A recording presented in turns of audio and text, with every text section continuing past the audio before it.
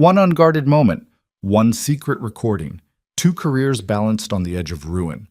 Ethan Brooks wasn't the kind of man who begged for second chances. He'd built everything he had from nothing, with calloused hands, late nights, and a little girl depending on him to get it right. But when a 47-second clip started circulating through the halls of Hartwell Industries, secretly filmed, deliberately cut, and strategically released, he realized the most dangerous enemy is the one who never shows his face. If you've ever been misunderstood and had no way to prove the truth, this story is for you. Drop your city in the comments. I want to see how far this story travels. Hit like, stay until the end, and let's get into it. The graveyard shift ended at 5:47 a.m. Ethan Brooks knew the exact time because he'd been watching the clock on the shop floor for the last 20 minutes. Not because he was eager to leave, he rarely was, but because his daughter's school had a field trip that morning and he'd promised to pack her lunch before she woke up. Strawberry jam, no crusts. One juice box. A folded napkin with a small drawing on it, something he'd started doing when she was 4 and never quite stopped. She was 7 now. She'd probably outgrow the napkin drawings by next year. He tried not to think about that too hard. He stripped off his work gloves and dropped them on the bench beside the hydraulic press he'd spent most of the night calibrating. The machine was part of a new custom assembly line. Hartwell Industries was building for a defense-adjacent contract, nothing classified, but precision-critical, the kind of work where a half-millimeter deviation could cost the company the entire deal. His supervisor had handed him the assignment 3 weeks ago with a clipboard and a nervous smile. "We need this right," the man had said. Ethan had nodded and gotten to work. That was how he operated. No speeches, no promises. He just did the thing until it was done correctly. The shop floor at Hartwell was a wide, low-ceilinged space that smelled permanently of machine oil and heated metal. During peak hours, it hummed with the noise of 40-plus fabricators running their stations, welders, machinists, assembly specialists. At 5 a.m., with only the overnight crew winding down, the place had a different quality, quieter, more honest somehow. The fluorescent lights flickered in that one corner near Bay 7 that maintenance had been promising to fix since February. The concrete floor was stained in patterns that told the history of the place if you knew how to read them. Ethan knew how to read them. He'd been here 8 years. He logged his hours into the system, gathered his jacket from his locker, a beat-up canvas thing with a pen mark on the left sleeve from when his daughter had grabbed it last Thanksgiving, and headed for the exit. On his way out, he passed the quality board near the supervisor's station. 3 names were highlighted in blue this month as top performers. His was first. He didn't slow down to look at it. The drive from the plant to his house took 19 minutes on a good day. This was a good day. The roads were empty, the sky was doing that thing where it couldn't decide between gray and pink, and the heater in his truck worked well enough if you didn't expect miracles from it. He lived in a modest house on the east side of the city. 2 bedrooms, a yard that needed attention, a kitchen that had been renovated sometime in the 1990s and was due for another round. He'd bought it 4 years ago when the market dipped briefly, and he'd managed to scrape together a down payment. The mortgage was manageable if he didn't have too many bad months. He tried not to have too many bad months.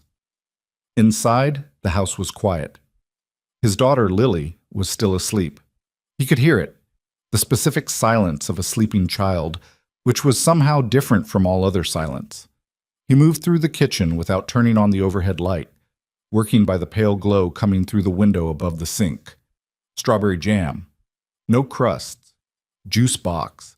He drew a small turtle on the napkin because she'd been obsessed with sea turtles lately after watching a nature documentary twice in one weekend. He folded it carefully and tucked it beside the sandwich. He had an hour before her alarm went off. He sat at the kitchen table with a cup of coffee and a stack of technical drawings he'd brought home to study, specs for the second phase of the assembly line project.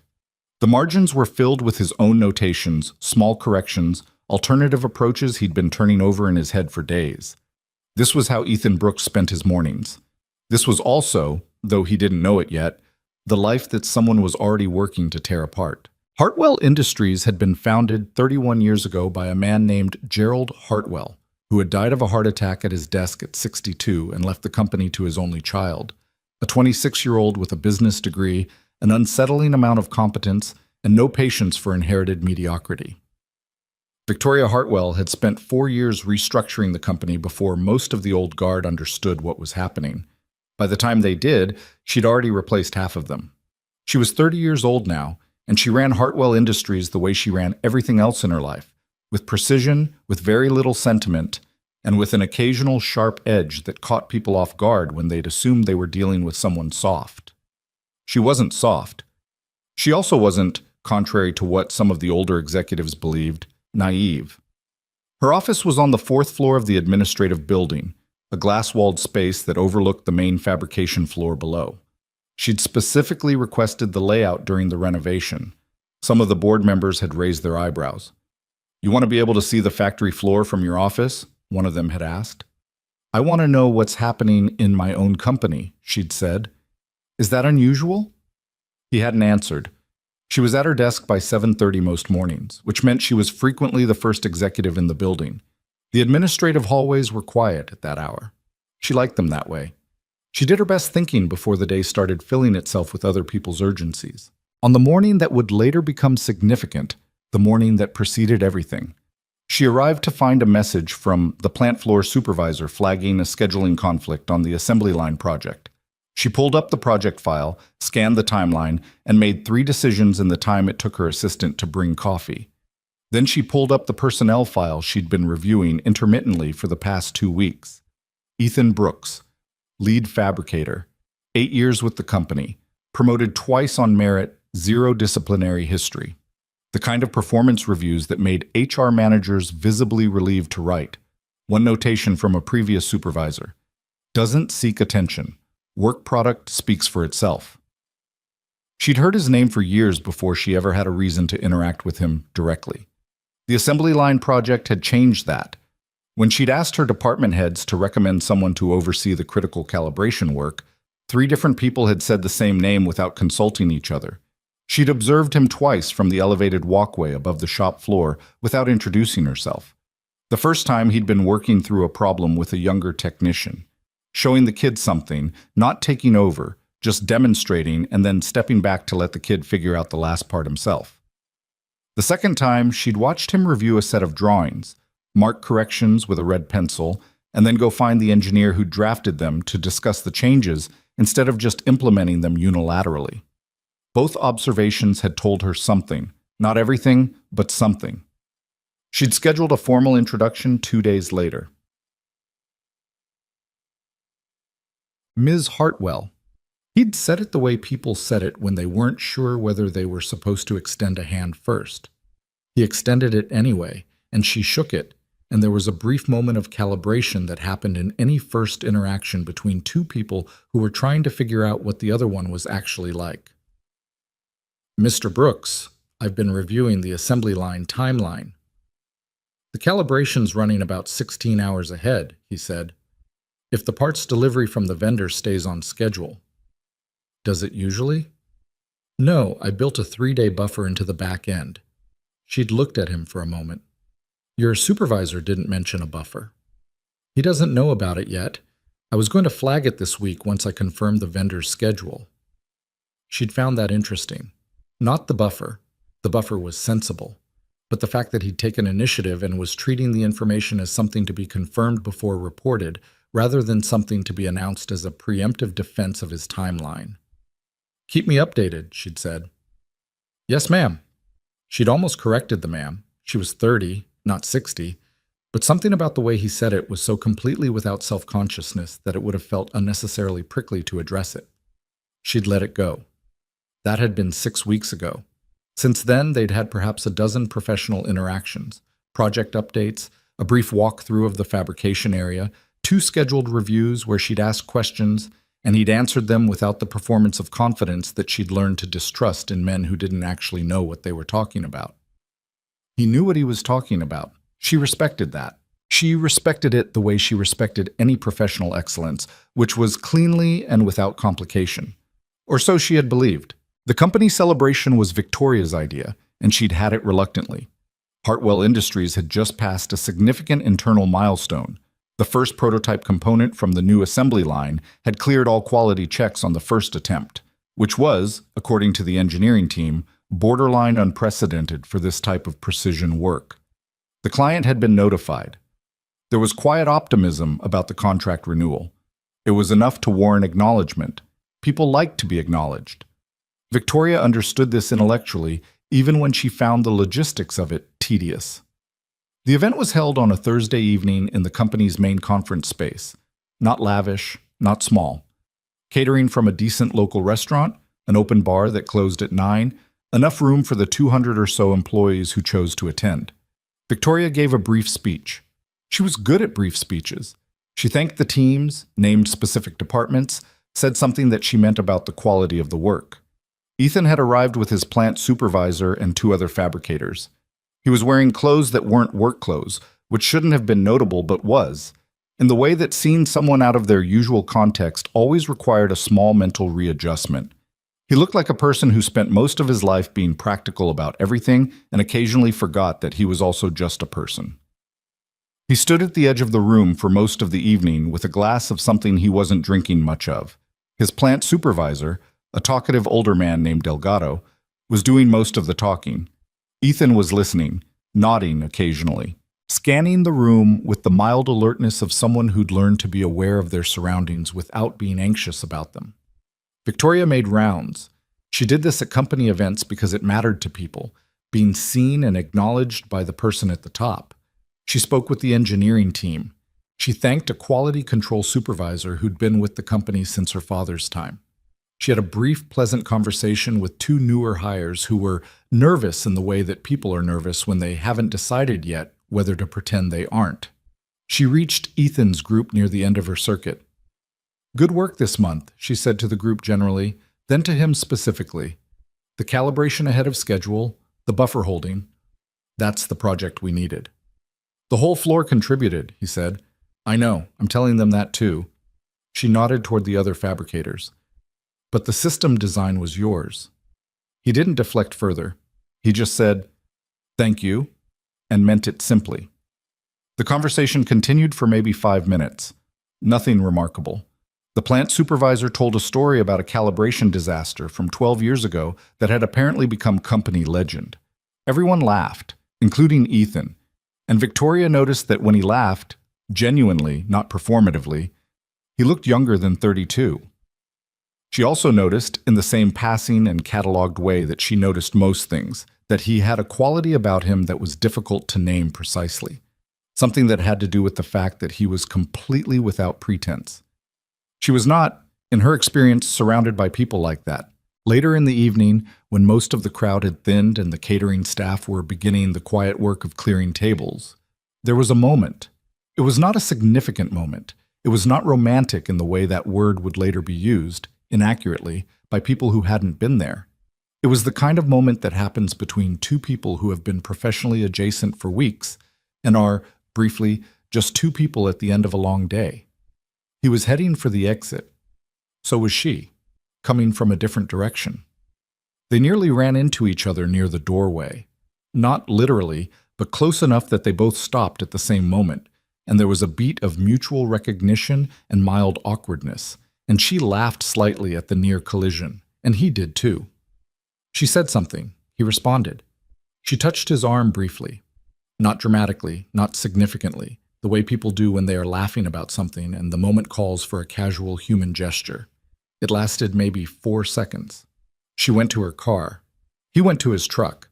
In the corner of the hallway near the coat check station, a man stood with his phone angled just so, and he pressed a button and the recording stopped. Marcus Crane had been with Hartwell Industries for 11 years. He was 44 with a background in operations management and a career trajectory that had, at various points, seemed genuinely impressive. He had the kind of face that people trusted in meetings, open, attentive, consistently projecting the impression of a man who had the company's best interests at heart. He dressed well. He remembered names. He sent birthday emails to people he barely knew and framed it as warmth. He was patient. That was the thing about Marcus Crane that most people underestimated. He was very, very patient. He had been positioning himself for the COO role for the better part of 3 years.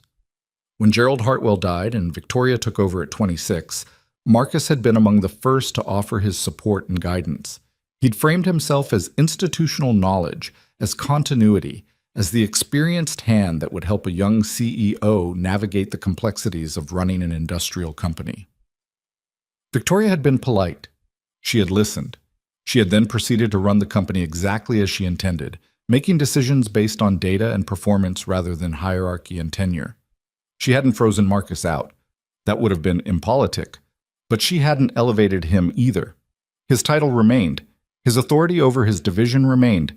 His path to anything larger remained, in his estimation blocked by a 30-year-old woman who had inherited the company and had the inconvenient quality of actually being good at her job. He had watched. He had waited. And then the contract had come. The largest in the company's recent history, the kind of deal that would reshape the company's profile and, more importantly, the kind of deal that a new COO might be positioned to manage if the current leadership had recently suffered a credibility problem. The celebration had given him an opportunity he hadn't expected. The clip was 47 seconds long. He'd trimmed it carefully, removing the context before and after. The near collision, the laughter, the natural flow of two people who happened to be in the same doorway at the same time. What remained, isolated and reframed by implication, looked like something else entirely. Nothing explicit, nothing that could be called evidence of anything specific, just enough to suggest, just enough to make people wonder. He sent it to 6 people, carefully selected. The kind of people who would be disturbed by it, who would feel a professional obligation to share it, who would not be able to resist discussing it in the language of concern. Then he sat back and watched. Ethan found out the way most people find out about things that are being said about them, from someone who felt genuinely bad about it. Her name was Priya. She worked in HR, mid-level, the kind of person who was competent and decent and occasionally trapped between institutional loyalty and personal ethics. She caught Ethan in the hallway outside the cafeteria on a Tuesday, 3 days after the celebration. "I need to tell you something," she said, "and I need you to know I'm telling you because I think it's the right thing to do, not because I'm supposed to." He looked at her. She had the expression of someone delivering news they wish they didn't have. "There's a video," she said. "It's been circulating. People are saying—" She stopped, started again. "People are saying that your promotion to lead fabricator last year wasn't based on your performance record." The hallway was empty enough. He didn't move. "They're saying it was because of your relationship with Ms. Hartwell." The words landed with the particular weight of something designed to do damage. He recognized the shape of it, the careful vagueness, the insinuation that couldn't be directly contested because it wasn't directly stated. He'd seen it used on other people before. He'd just never been the target. "There's no relationship," he said. "I know that," Priya said. "I've seen your file. Your performance reviews go back 8 years, but that's not—" She looked uncomfortable. "That's not the point right now. The point is that someone put this out there, and it's moving fast." "Who?" "I don't know. Yet." He stood there for a moment. He thought about Lily, who was at school right now, drawing pictures, probably, eating the lunch he'd packed with the turtle on the napkin. He thought about the 8 years. He thought about the calibration work currently sitting at 16 hours ahead of schedule. "Okay," he said. Priya blinked. "Okay? Okay, I hear you. Thank you for telling me. What are you going to do?" He thought about it. "I need to talk to Ms. Hartwell." Victoria had already heard.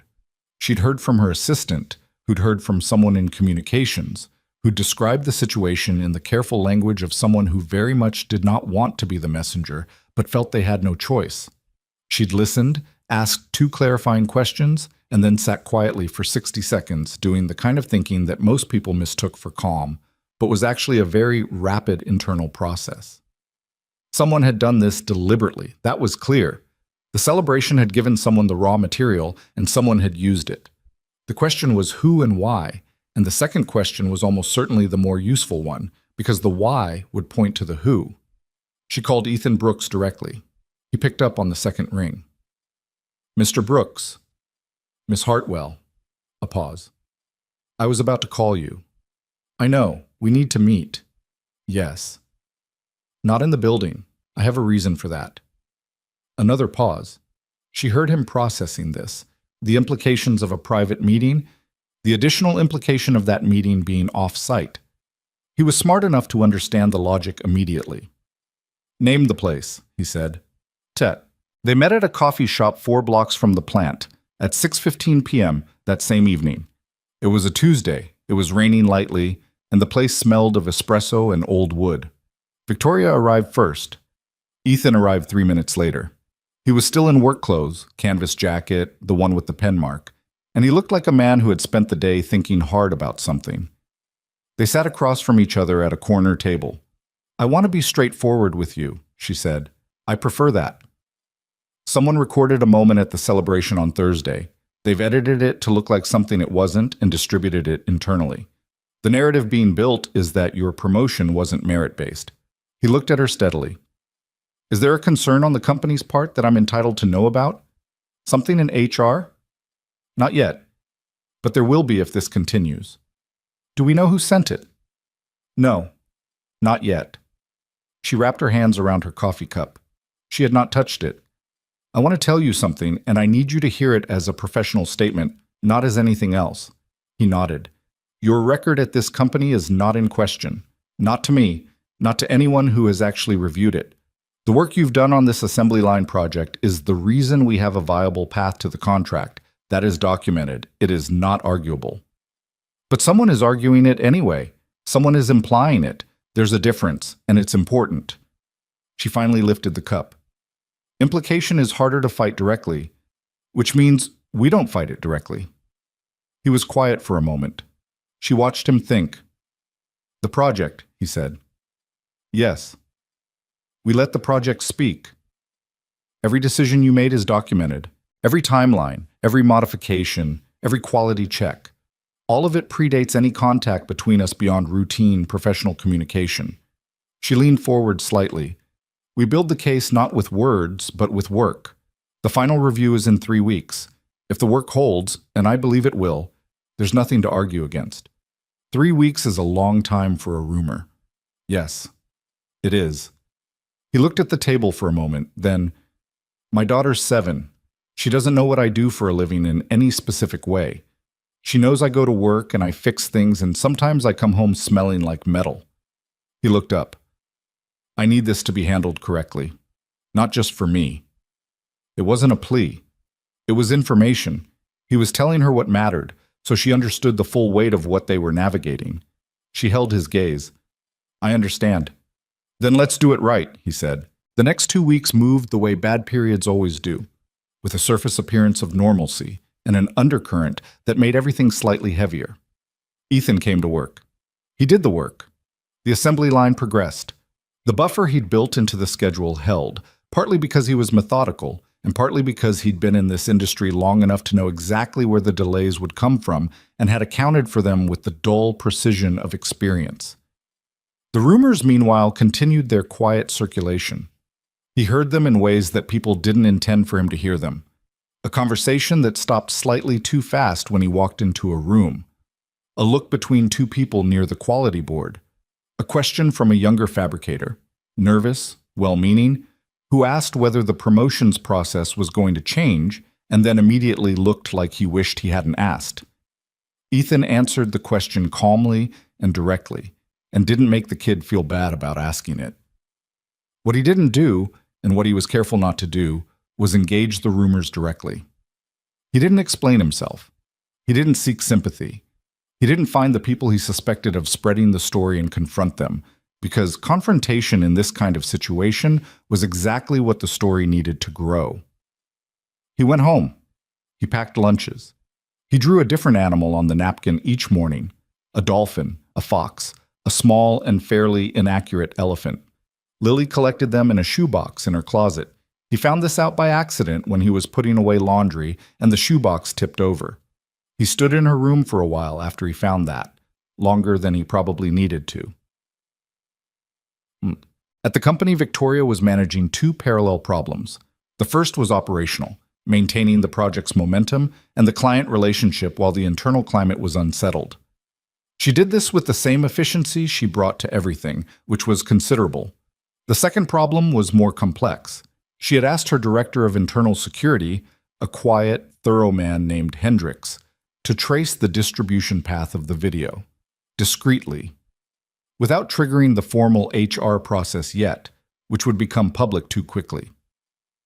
Hendricks came back to her on a Thursday afternoon with a preliminary map. 6 initial recipients, he said, laying a printed diagram on her desk. Each of them forwarded to between 2 and 5 others. Origin of the initial send is obscured, routed through a personal email account, but the timing is interesting. He indicated a notation on the diagram. The first forward happened at 11:23 p.m. on Thursday. The celebration ended at 9:30, which means the video was edited and distributed within less than 2 hours of the event. Victoria looked at the diagram. That's not an impulsive decision. No, the editing is deliberate. The selection of initial recipients is deliberate. The timing suggests the recording was the plan, not the opportunity. She turned this over. Who benefits from damaging the project? Hendricks didn't answer immediately. He was the kind of man who answered questions carefully. Someone who wants the project to fail in a way that can be attributed to leadership instability, he said, or someone who wants the leadership change that would follow such a failure. Victoria sat back. She thought about the people in this building who fit that description. The list was not long. Keep going, she said. Marcus Crane had, in the 2 weeks since the celebration, conducted himself with the careful precision of a man who knew he was being watched and found this not threatening but invigorating. He had not spread the video directly. He had simply ensured it reached the right people, through intermediaries who had no reason to connect the chain back to him. He had, in his professional capacity, expressed concern, in the measured, reluctant way of someone forced to acknowledge an uncomfortable situation, about the optics of the leadership relationship during a critical contract period. He had done this in 2 separate conversations with board-adjacent individuals who had exactly the kind of influence that operated through suggestion rather than authority. He had not said anything false. He had simply arranged true things in an order that created a false impression. He was good at this. He had been good at it for years. What he had not expected, what he consistently underestimated, because he could not quite bring himself to take them fully seriously, was that Victoria Hartwell and Ethan Brooks would respond not with defensiveness, but with silence. He had expected defensiveness. He had prepared for defensiveness. Defensiveness would have confirmed the story. Silence, he was discovering, was more difficult to work with. He sat in his office on a Thursday afternoon reviewing his position. The video had spread. The whisper campaign had taken hold. But the project was still on track. Ethan Brooks was still doing his work with the indifferent excellence that Marcus found, privately, infuriating, and Victoria was still running her company as though the ground beneath her feet was solid. He needed to accelerate. He opened his laptop and began to draft a formal complaint, anonymous, filed through the company's ethics portal. It cited the video as evidence of a potential conflict of interest in the promotions process and requested an independent review of the lead fabricator selection criteria. He read it over twice. It was precise. It was plausible. It was the kind of thing that, once filed, would require a formal response and would make the internal situation public in a way that the whispering hadn't managed to do. He filed it. Then he closed his laptop and went to get coffee, and he was smiling slightly as he walked down the hall. Victoria received notification of the anonymous ethics complaint at 4:47 p.m. that same Thursday. She read it once. Then she called Hendricks. "It's been escalated," she said. "I see it. The filing timestamp is 4:31 p.m. Can you trace the submission? The portal is supposed to be truly anonymous, but the language in the complaint mirrors something specific." He paused. "There's a phrase in there, promotional criteria transparency, that appeared in an internal memo from 3 months ago, a memo that was distributed to senior operations management." She waited. "Marcus Crane's division," Hendricks said. She was quiet for a moment. "How certain are you?" "Not certain enough to act on yet, but certain enough that I'd recommend moving faster." "Give me everything you have by Monday morning," she said. "Everything." She hung up and sat at her desk for a long time. Through the glass wall, the shop floor below was winding down for the evening. She could see the fabrication bays, the equipment, the particular organized geography of a place where things were actually made. She thought about what it meant to build something carefully over years, and then have someone try to dismantle it in 47 seconds. She thought about Ethan Brooks at a corner table in a coffee shop telling her about his daughter. She thought, not in my company. Then she picked up her phone and began making calls. He was recalibrating the secondary press housing when his phone buzzed with a message from Victoria. The scope has expanded. Anonymous complaint filed through ethics portal. We need to move the review timeline up. Can you be ready with a full documentation package by Friday? He set down the calibration tool. Read the message again. He typed back, yes. Then he put the phone away and looked at the machine in front of him. The specific machine, with its specific tolerances and its specific history of adjustments and corrections and solutions that he had developed over the past 6 weeks. Every modification was logged. Every decision was time-stamped.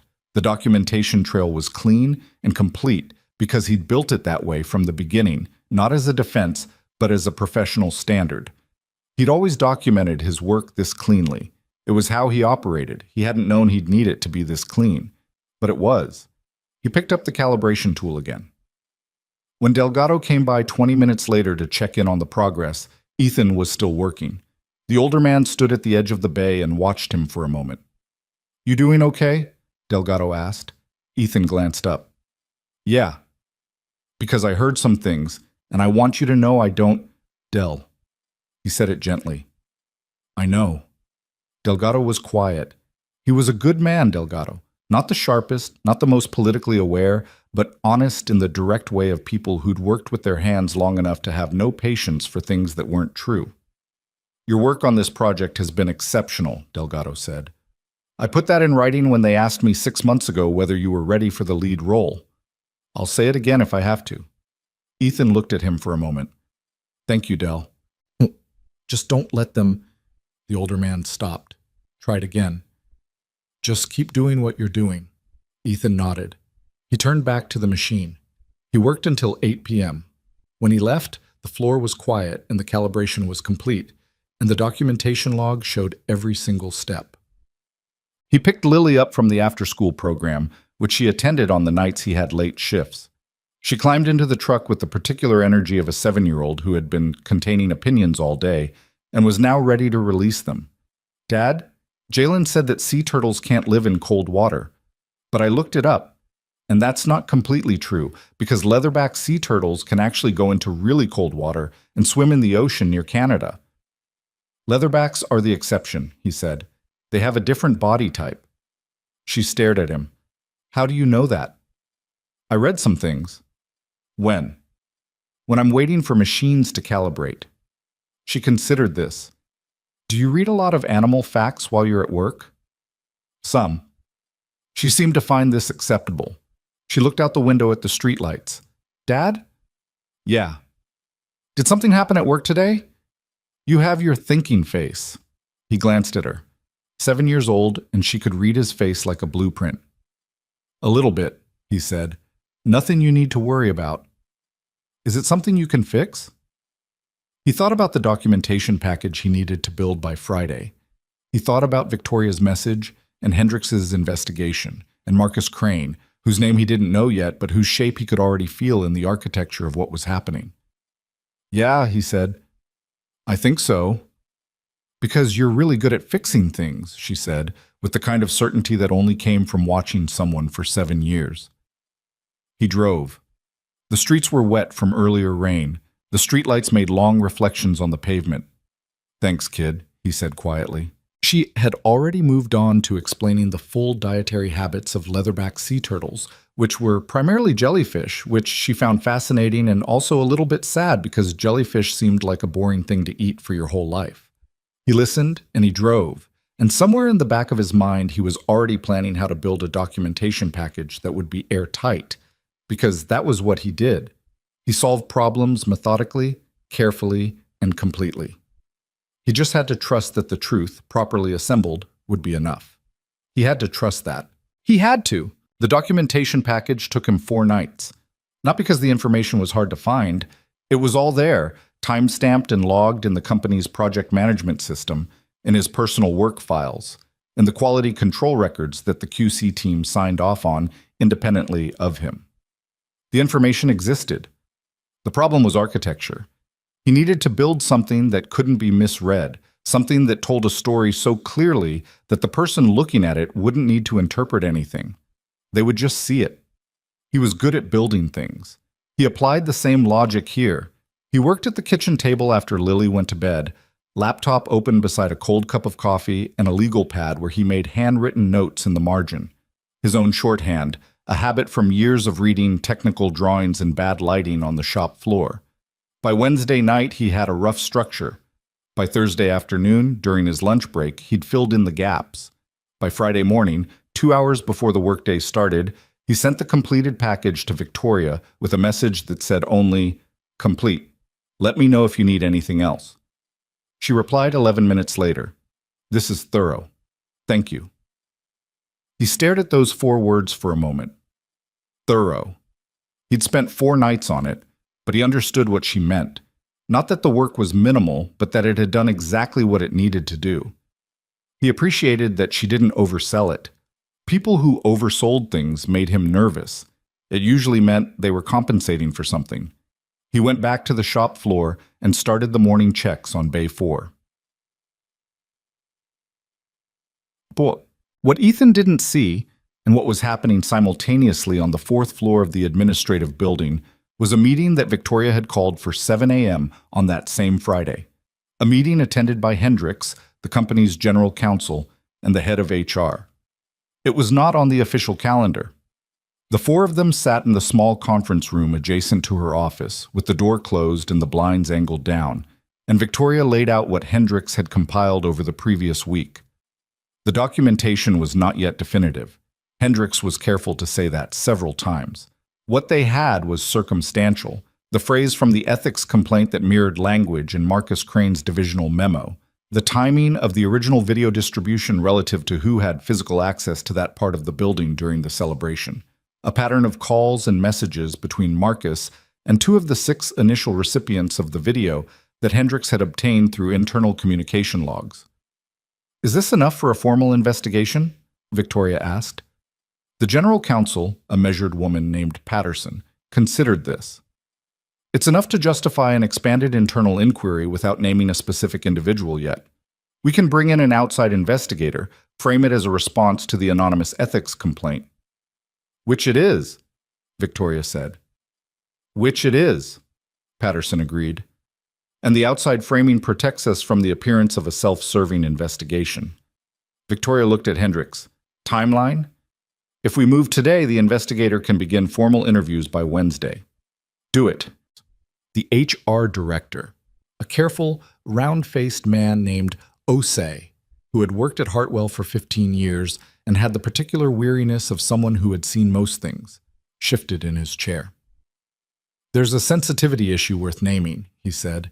"If the investigation becomes known before it concludes, and the conclusion isn't what we expect—" "I understand the risk," Victoria said. "Move anyway." He nodded slowly. He had learned over the years that Victoria Hartwell said things like that and meant them. Not rashly, but with a complete understanding of the weight she was accepting. It was one of the qualities that had made him, gradually and somewhat reluctantly, trust her judgment. The meeting lasted 40 minutes. When it ended, Victoria sat alone in the small conference room for a few minutes before going back to her office. She looked at the wall, which had a framed photograph of the original fabrication plant from 1993, her father's plant. She'd grown up visiting it on weekends, tagging along because there was no one to leave her with, and her father didn't believe in making that someone else's problem. She'd learned, in that building, what it looked like when people made things with their hands, what it cost them, what it meant to them. She thought about a 7-year-old collecting napkin drawings in a shoebox. She thought about Marcus Crane drinking coffee in the hallway, smiling at people, remembering names. She stood up and went back to work. Marcus noticed the shift on Monday. It was subtle, the kind of subtle that most people would have missed entirely, and that Marcus noticed precisely because he'd been watching carefully.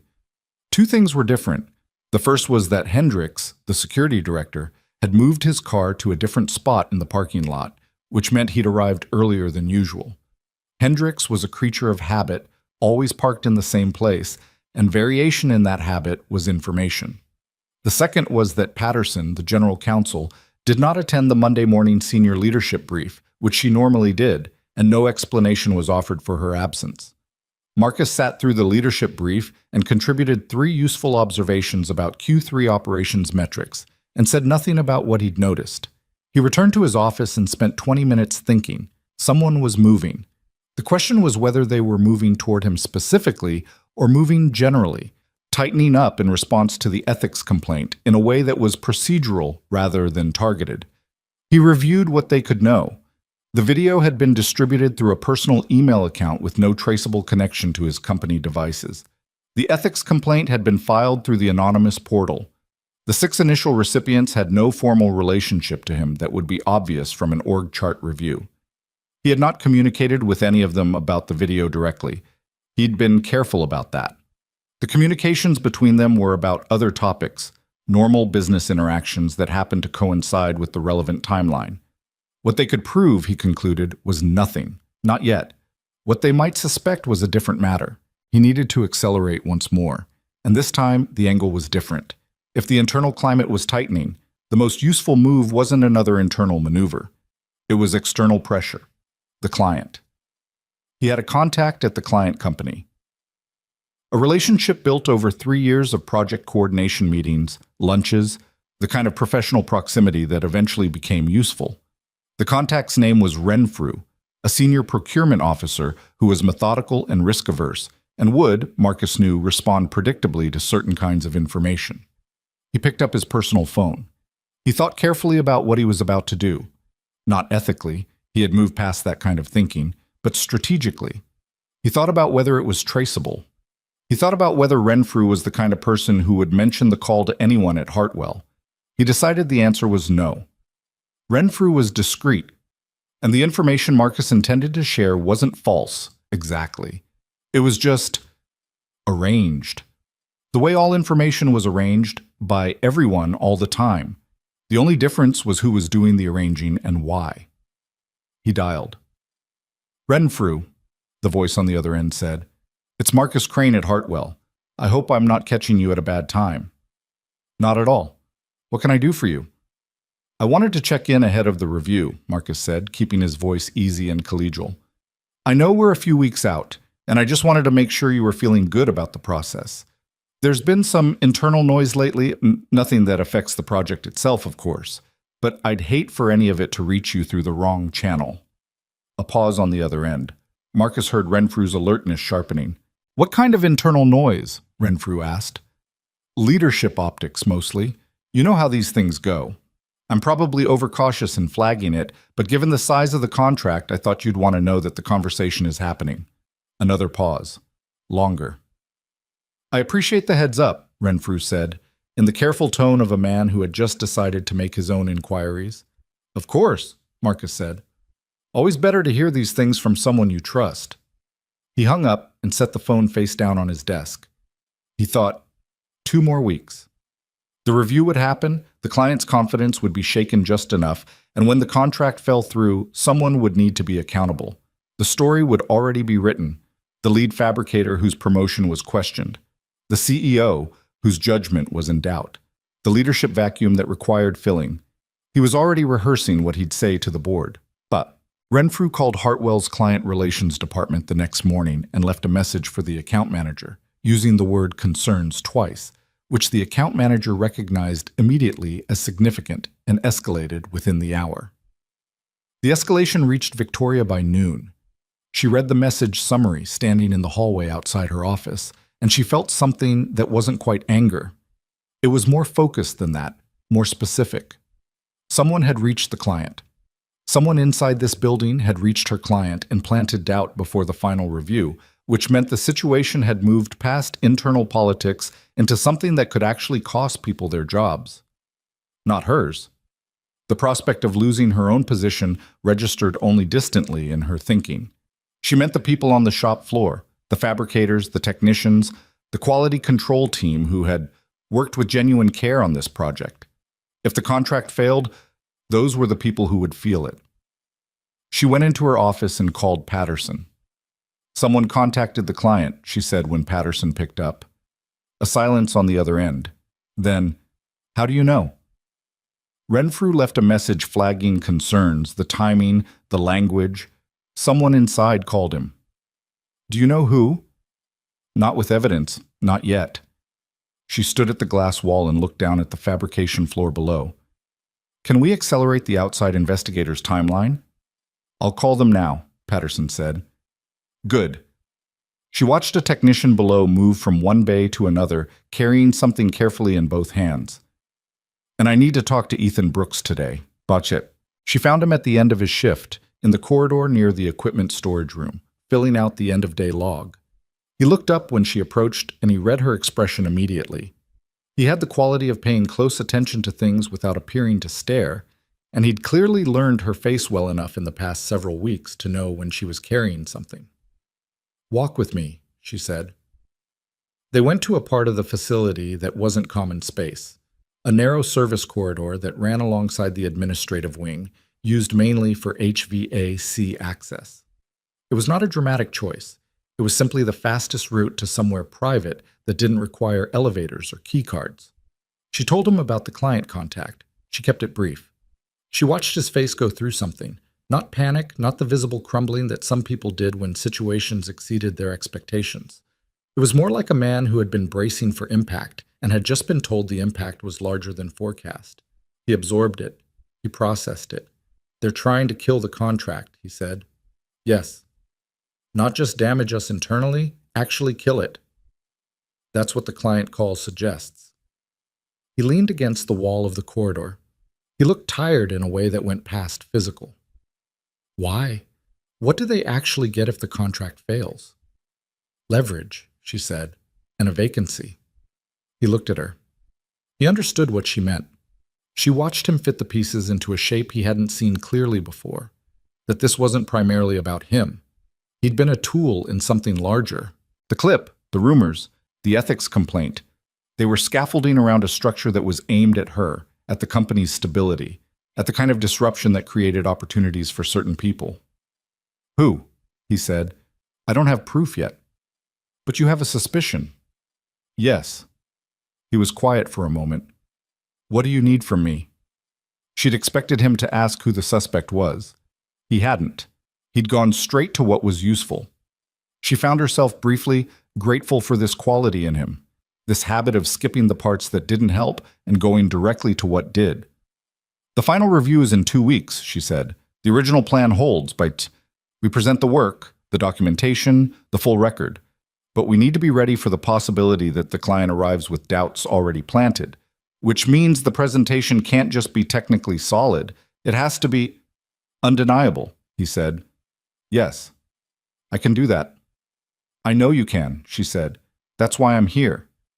He looked at the floor for a moment. She noticed, not for the first time, that he had a habit of looking down when he was thinking through something, not from uncertainty, but as if the physical act of not looking at anything helped him see more clearly internally. My daughter asked me last week if I could fix it, he said. Whatever was happening. She said it like she already knew I could. Victoria didn't say anything. Kids do that, he continued. They believe things about you that you haven't earned yet, and then you have to go earn them. He pushed off from the wall. I'll have the presentation framework built by end of week. She nodded. Thank you. Miss Hartwell. He said it as he was turning to go. The ma'am version of her title, the one she'd stopped finding odd. Whoever this is, don't let them walk away clean. I don't intend to, she said. The outside investigator was a woman named Dr. Carla Voss, who had spent 12 years doing corporate investigations before going independent, and who came with the reputation of being thorough in the way that made executives nervous. She was in her early 50s, wore reading glasses on a lanyard, and had a way of listening to people that made them feel incorrectly that she was being sympathetic. What she was actually doing was collecting. She began formal interviews on a Wednesday. She did not start with Marcus Crane. She started with the edges. The people who had received the initial video, the account manager who had escalated the Renfrew call, 2 technicians from the shop floor who had been in the building during the celebration. She worked methodically inward, the way a good investigator always did, building the picture from the perimeter rather than jumping to the center and tipping her hand. Marcus knew she was there. He watched her move through the building with the careful attention of a man who had prepared for this possibility. He was friendly when introduced to her in a hallway. He expressed, to a colleague over lunch, his support for any process that would resolve the situation fairly and transparently. He said the word transparency twice. He was interviewed on Thursday afternoon. He sat across from Dr. Voss in a neutral conference room and answered every question directly and helpfully and told the truth about every specific fact while omitting the connecting tissue between them. He was very good at this. He had been very good at it for a long time. Dr. Voss listened. She wrote nothing down during the interview. She recorded everything with a device on the table and transcribed later. She asked about his relationship with Renfrew at the client company, and he acknowledged knowing him professionally. She asked about his familiarity with the ethics portal process, and he explained that all senior management had been briefed on it. She asked where he'd been at the end of the company's celebration, and he said he'd left around 9, maybe 9:15, and had driven home. She thanked him, and he left. In the elevator, going back to his office, he permitted himself a small, private satisfaction. He had been questioned and had said nothing useful to them. There was no evidence. There was, despite whatever they suspected, despite whatever Hendricks had assembled, nothing that would hold in a formal process. He was still thinking this when his assistant met him at his office door with a look on her face that stopped him. "What?" he said. "Security pulled the building access logs," she said. She was trying very hard to keep her voice neutral. "For the night of the celebration. They pulled everyone's card reader timestamps." He felt something shift in his chest. It was very small and very cold. "And?" he said. "Your card logged you exiting at 9:52, she said. "The celebration ended at 9:30. He kept his face still. He was good at keeping his face still. "That's consistent with what I told them," he said carefully. "I know," she said. "But the coat check station, where the video was taken from, the angle and the timestamp on the clip match a window between 9:34 and 9:41. She paused. "Which is while you were still in the building." She was not accusing him. She was loyal, his assistant, and she was telling him this because she was alarmed, not because she'd drawn a conclusion. But the information in what she'd just said was precise, and it was bad, and Marcus Crane, standing in the doorway of his office on a Thursday afternoon, felt for the first time in this process the specific sensation of a wall he hadn't seen coming. He went into his office and closed the door. He sat at his desk for a long time. Then he opened his laptop and began drafting an email to a board member he trusted, framing what he now understood might be a difficult period ahead as a misunderstanding that he was confident could be resolved with proper context. He chose his words with great care. He reread the email 4 times. He almost sent it, then he stopped. Because the thing about Marcus Crane, the thing that had always been both his strength and, ultimately, the shape of his ceiling, was that he trusted his own intelligence above almost everything else. And right now his intelligence was telling him that the email was a mistake, that reaching out preemptively would look exactly like what it was. He deleted the draft. He closed the laptop. He sat with the cold, specific quiet of a man who had been more patient than almost anyone, and was now discovering that someone else had been patient longer. Ethan built the presentation framework in 3 evenings. He worked at the kitchen table the same way he always worked, methodically, from the structure outward, with the same attention to detail he brought to a calibration problem. He organized the documentation chronologically and by decision category so that each innovation in the assembly line design was traceable to a specific moment in time, a specific technical problem, a specific solution. He annotated the quality records so that an outside reader could follow the logic without needing prior technical knowledge. Then he did something else. He pulled every email, every meeting note, every project update he had sent or received in the past 6 weeks, and he built a separate section, not of technical work, but of the normal, ordinary administrative record of a man doing his job. The scheduling emails with Delgado, the vendor confirmations, the 3 occasions when he'd flagged potential problems to his supervisor before they became actual problems, and the record of how those problems had been resolved. The time he'd taken a half shift to train the new technician on press calibration and had submitted a training log afterward, as standard procedure required. It was not exciting material. It was the paper trail of a competent professional doing his job without drama. That was the point. That was exactly the point. He showed the framework to Victoria at the end of the week.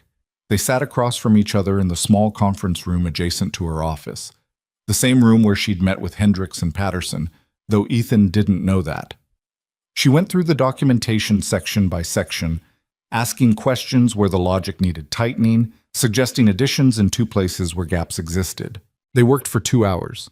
It was not comfortable exactly, because the situation they were navigating was not comfortable, but it was functional in the way that good working relationships are functional, each of them knowing their part, neither of them performing anything for the other. At one point, she looked up from the materials and said, "This section on the vendor buffer, we should add the original risk assessment you did before the project began, the one that predicted the delay pattern. I still have that. It was in an email to Delgado in week 2. Can you pull it?" "Already in the file," he said. "Folder 3, tab 7. She looked at him. "You already anticipated this?" "I anticipated that someone might want to see the whole picture," he said. "So I tried to give them the whole picture." She looked at the documentation for a moment. Then she looked back at him. "For what it's worth," she said, "I want you to know that I didn't take you for granted in this. I know the position this put you in." He was quiet for a moment. This was the kind of statement that could go several directions, and he was careful about which direction he took it. "You didn't put me in it," he said. "Whoever made that video put us both in it. Still, Ms. Hartwell." He said it evenly. "My record is what it is because of the work I did. That hasn't changed. I'd rather spend my energy proving that than being frustrated about the unfairness of having to prove it." He paused. "I'm a single dad. I've been having to prove things my whole career. This is just the loudest version of it." She was quiet for a moment. He couldn't read exactly what was happening behind her expression. She was good at that, keeping things back, showing you the considered version instead of the immediate one. He respected it. He also found it, occasionally, slightly exhausting. "All right," she said, "let's finish this." They finished it at 8:15. He drove home in the dark and picked up a sleeping Lily from the neighbor who watched her on late nights, carried her inside without waking her, and sat at the kitchen table for 20 more minutes with a glass of water and no particular thoughts. Just the quiet of the house. He was tired. He was also, underneath the tired, something that wasn't quite confidence and wasn't quite peace, more like the particular steadiness that came from having done every part of the preparation correctly and knowing that the rest was outside his control. He'd built the case. He'd assembled the evidence. He'd done everything a person could do. What happened next would happen. He went to bed at 9:30, which was early for him, and he slept without dreaming. The outside investigator submitted her preliminary findings to Victoria on the following Monday. The document was 16 pages. Victoria read it in one sitting. The findings were, as Hendricks had predicted, not definitively conclusive on every point, but they were specific in ways that mattered. The building access log placed Marcus in the building during the window captured on the video. The language analysis of the ethics complaint found statistical similarity to a database of Marcus's written communications. A communication subpoena, authorized through the outside investigation process, had pulled a series of messages between Marcus and one of the initial video recipients that, while not explicitly referencing the video, established a pattern of communication in the relevant time frame that had no other documented operational basis. There was also Renfrew. Dr. Voss had interviewed Renfrew herself, explaining to the client company's leadership that the call had originated from within Hartwell and was part of the scope of an ongoing internal investigation. Renfrew, faced with the formal nature of the inquiry, had been precise. The caller had identified himself by name and had specifically used the word optics in connection with the CEO's leadership. Marcus Crane had used the word optics in the ethics complaint, the same complaint he had filed anonymously. Patterson reviewed the findings alongside Victoria. She said, "This is enough to suspend him pending a formal process." "Yes," Victoria said. "Do you want me to handle the notification?" Victoria thought about this. She thought about the 16 pages in front of her. She thought about what it would mean to the people in this building, the fabricators, the QC team, the technicians who had spent weeks building something that someone had tried to use as a weapon. "I'll do it," she said. She called Marcus into her office on Tuesday morning at 8 a.m. He arrived in a pressed shirt and with the expression of a man who had prepared for several possible conversations and had a response ready for each. He sat down across from her desk. He looked, as he always looked, composed and reasonable, and like a man who had the company's best interests at heart. She put the preliminary findings on the desk between them. She didn't slide it toward him dramatically. She just placed it there. He looked at it. He looked at the cover page. His expression didn't change immediately. She watched it not change, which was a kind of change in itself. "The outside investigator's preliminary findings," she said. "You're welcome to read them. In summary, the access logs, the communication records, and an interview with Renfrew at the client company have produced a pattern that the investigator describes as requiring formal explanation from you." He looked up from the document. "Victoria, Ms. Hartwell," she said, quietly, without heat. He stopped. "You're suspended effective today, pending the completion of the formal investigation," she said. "HR will walk you through the process. You retain counsel rights and the right to respond formally to the findings. The investigation is not concluded, and I'm not making a final determination today." He was very still. She'd seen this stillness before, in the meetings where he held his position without flinching, in the conversations where he'd been patient in the way that concealed other things. The stillness now had a different quality. It wasn't confidence, it was recalculation. "I've given 11 years to this company," he said. "I know," she said. "The investigation will account for that. This is—" He stopped. He started again. "This is a misreading of circumstances that I can explain. You'll have the opportunity to do that through the formal process." She looked at him. "Marcus, if there's an explanation, give it. That's what the process is for." He looked at her for a long moment. Whatever he was looking for in her face, some crack of doubt, some opening he could use, he didn't find it. He stood up slowly. "I want you to know," he said, "that whatever the findings say, my concern for this company has always been genuine." "I hope that's true," she said. "I genuinely do." He left. She sat alone in her office. She looked at the fabrication floor below through the glass wall. The morning shift was beginning. She could see the lights coming on in Bay 4, Bay 5, the steady opening routine of people who came to work and did their jobs and expected the place they worked to be run without someone burning it down from the inside. She exhaled slowly. Then she picked up the phone and called Ethan. He answered on the third ring. She heard the background noise of the shop floor. "It's me," she said. "Suspension was issued this morning." A pause. "Okay." "The formal process will take a few weeks, but the access logs, the communications, the Renfrew interview, it's solid. The investigator's confident." Another pause. She heard him move somewhere quieter. "The review is in 8 days," he said. "I know. The documentation is ready. The demonstration setup is on track." "I know that too." A beat of quiet on the line between them. Not awkward, just the kind of quiet that existed between people who had been through something together and didn't need to fill every second of it. "How are you doing?" he asked. It wasn't a social question. It was direct, and it was genuine, and she noticed that he asked it in the same tone she'd heard him use with Delgado. The tone of someone who actually wanted to know. She thought about the 16-page report. She thought about 11 years in pressed shirts and smiling at everyone in the hallways. "I'm functional," she said. He almost laughed. She could hear it. "Yeah," he said. "Me too." 8 days, she said. 8 days, he said. "We'll be ready." She hung up. She sat at her desk. Outside the glass, the fabrication floor hummed with the sound of the morning shift at full speed, the sound of things actually being made, which was, she had always thought, the most honest sound a building could make. She opened her laptop. She had work to do. So did he. 8 days. And everything they'd built, every hour of documentation, every carefully worded report, every decision made in the open rather than the dark, was about to face its only real test. Not in a corridor, not in a conference room with a closed door. In front of the people who would decide whether it was enough. The 8 days moved differently than the ones before them. Before, time had felt thick, each day carrying the weight of the rumor, the investigation, the quiet damage of being talked about in hallways. Now time felt compressed, the way it always did when a deadline had real consequences behind it.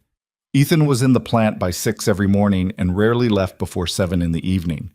The final assembly components were being run through their last calibration sequences, and each one required his direct sign-off, not because the system required it, but because he decided early in the project that the critical checks would have his name on them.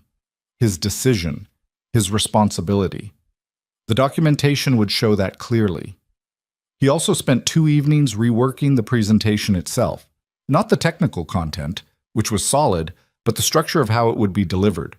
He'd done presentations before, the kind where you stood in front of a room and walked people through numbers and charts and hoped they were following. This one was different. This one needed to do something more than inform. It needed to make something undeniable. He thought about that word. Undeniable. Victoria had used it, and he'd picked it up and turned it over and tried to understand what it actually meant in practical terms. Because undeniable wasn't an emotion. It was a technical condition.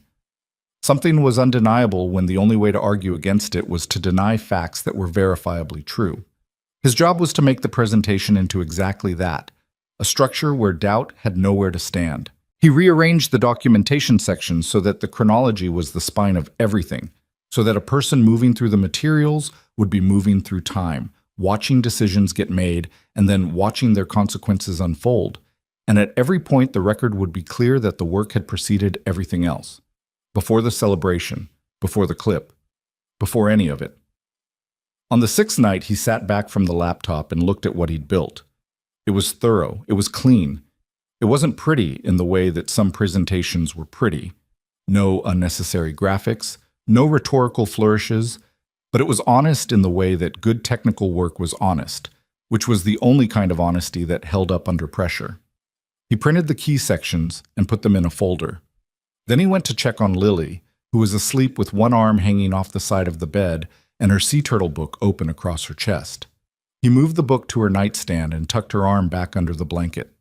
She didn't wake up. He stood in the doorway of her room for a moment. He was not a man who spent a lot of time thinking about what he deserved or didn't deserve. Life had not encouraged that kind of thinking. But standing there, he thought about the shoebox in the closet with the napkin drawings in it. And he thought about 8 years of early mornings and late nights and calibration logs and doing the thing correctly even when no one was watching. And he thought, quietly, without drama, that he hadn't come this far to have it taken from him by someone who had never built anything with his hands. He went back to the kitchen and made himself a cup of coffee he didn't drink and sat with the folder until midnight. 2 days before the review, Victoria met with the client relations team to understand exactly what Renfrew had communicated to his colleagues after the initial contact. The picture that emerged was not catastrophic, but it was not good. Renfrew had mentioned, in at least one internal meeting, that he had received a call from a senior Hartwell person expressing concerns about leadership stability. He had framed it as information rather than alarm, but in the particular culture of procurement departments, information about instability was treated as alarm by default. The client's review team would arrive with questions they hadn't originally planned to ask. Victoria knew this.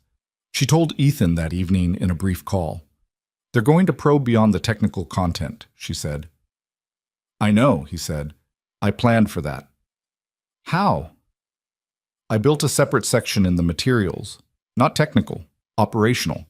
Every decision log, every communication, the training record, the vendor risk assessment, the administrative record of the whole project from week 1. He paused. "If someone wants to question whether this project was run by a person doing their job, I'm going to show them what a person doing their job looks like in documented detail." She was quiet for a moment. "That's actually—" She stopped. "You were going to say smart," he said. Not boastfully, just noting it. "I was going to say exactly right," she said. "Same thing, in this case." She almost laughed. He heard it. The almost. I'll see you the morning of the review, she said. I'll be the one who got there 2 hours early, he said. I know. The morning of the review arrived with the specific gray quality of October mornings in this part of the country. The kind of light that was neither encouraging nor discouraging, that simply was what it was. Ethan drove to the plant at 5:30. The parking lot was empty except for a security guard's car and the maintenance van.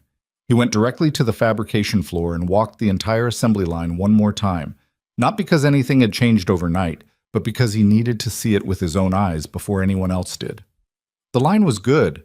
It was better than good, technically.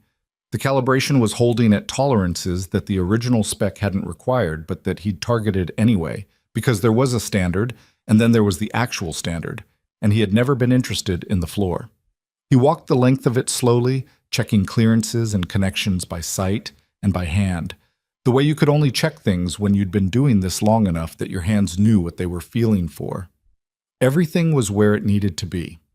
He found a folding chair near Bay 2 and sat down with the presentation folder in his lap and went through it one final time in the quiet of the empty shop floor.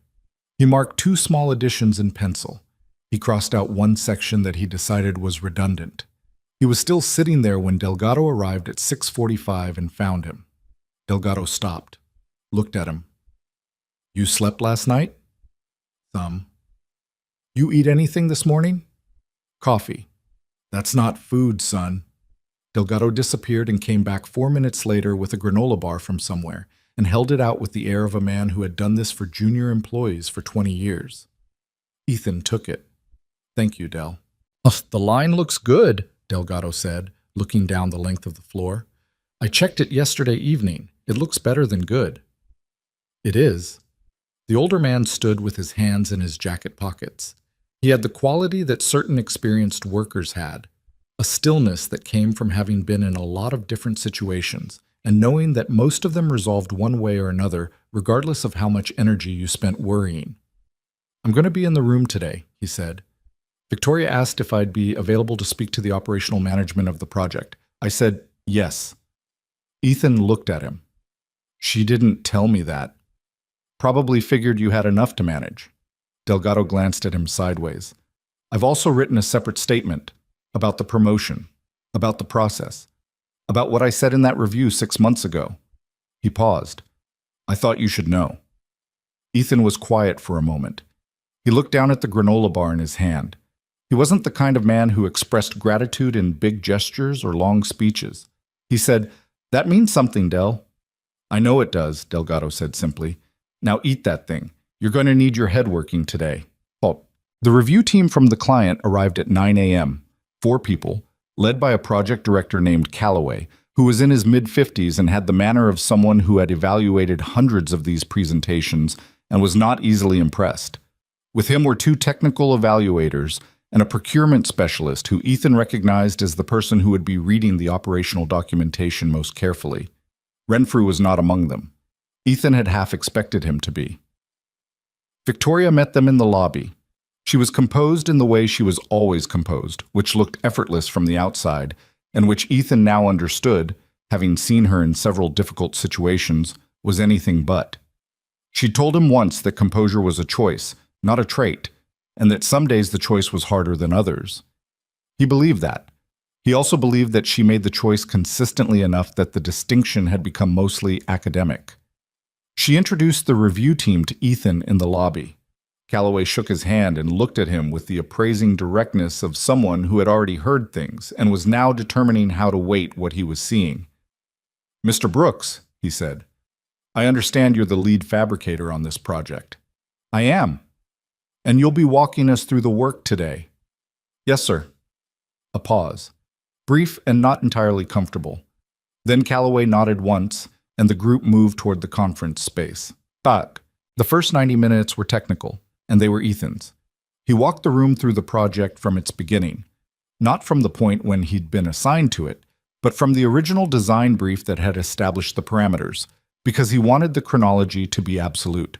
He showed the initial specification and then showed the gap between the specification and what was achievable with the current equipment.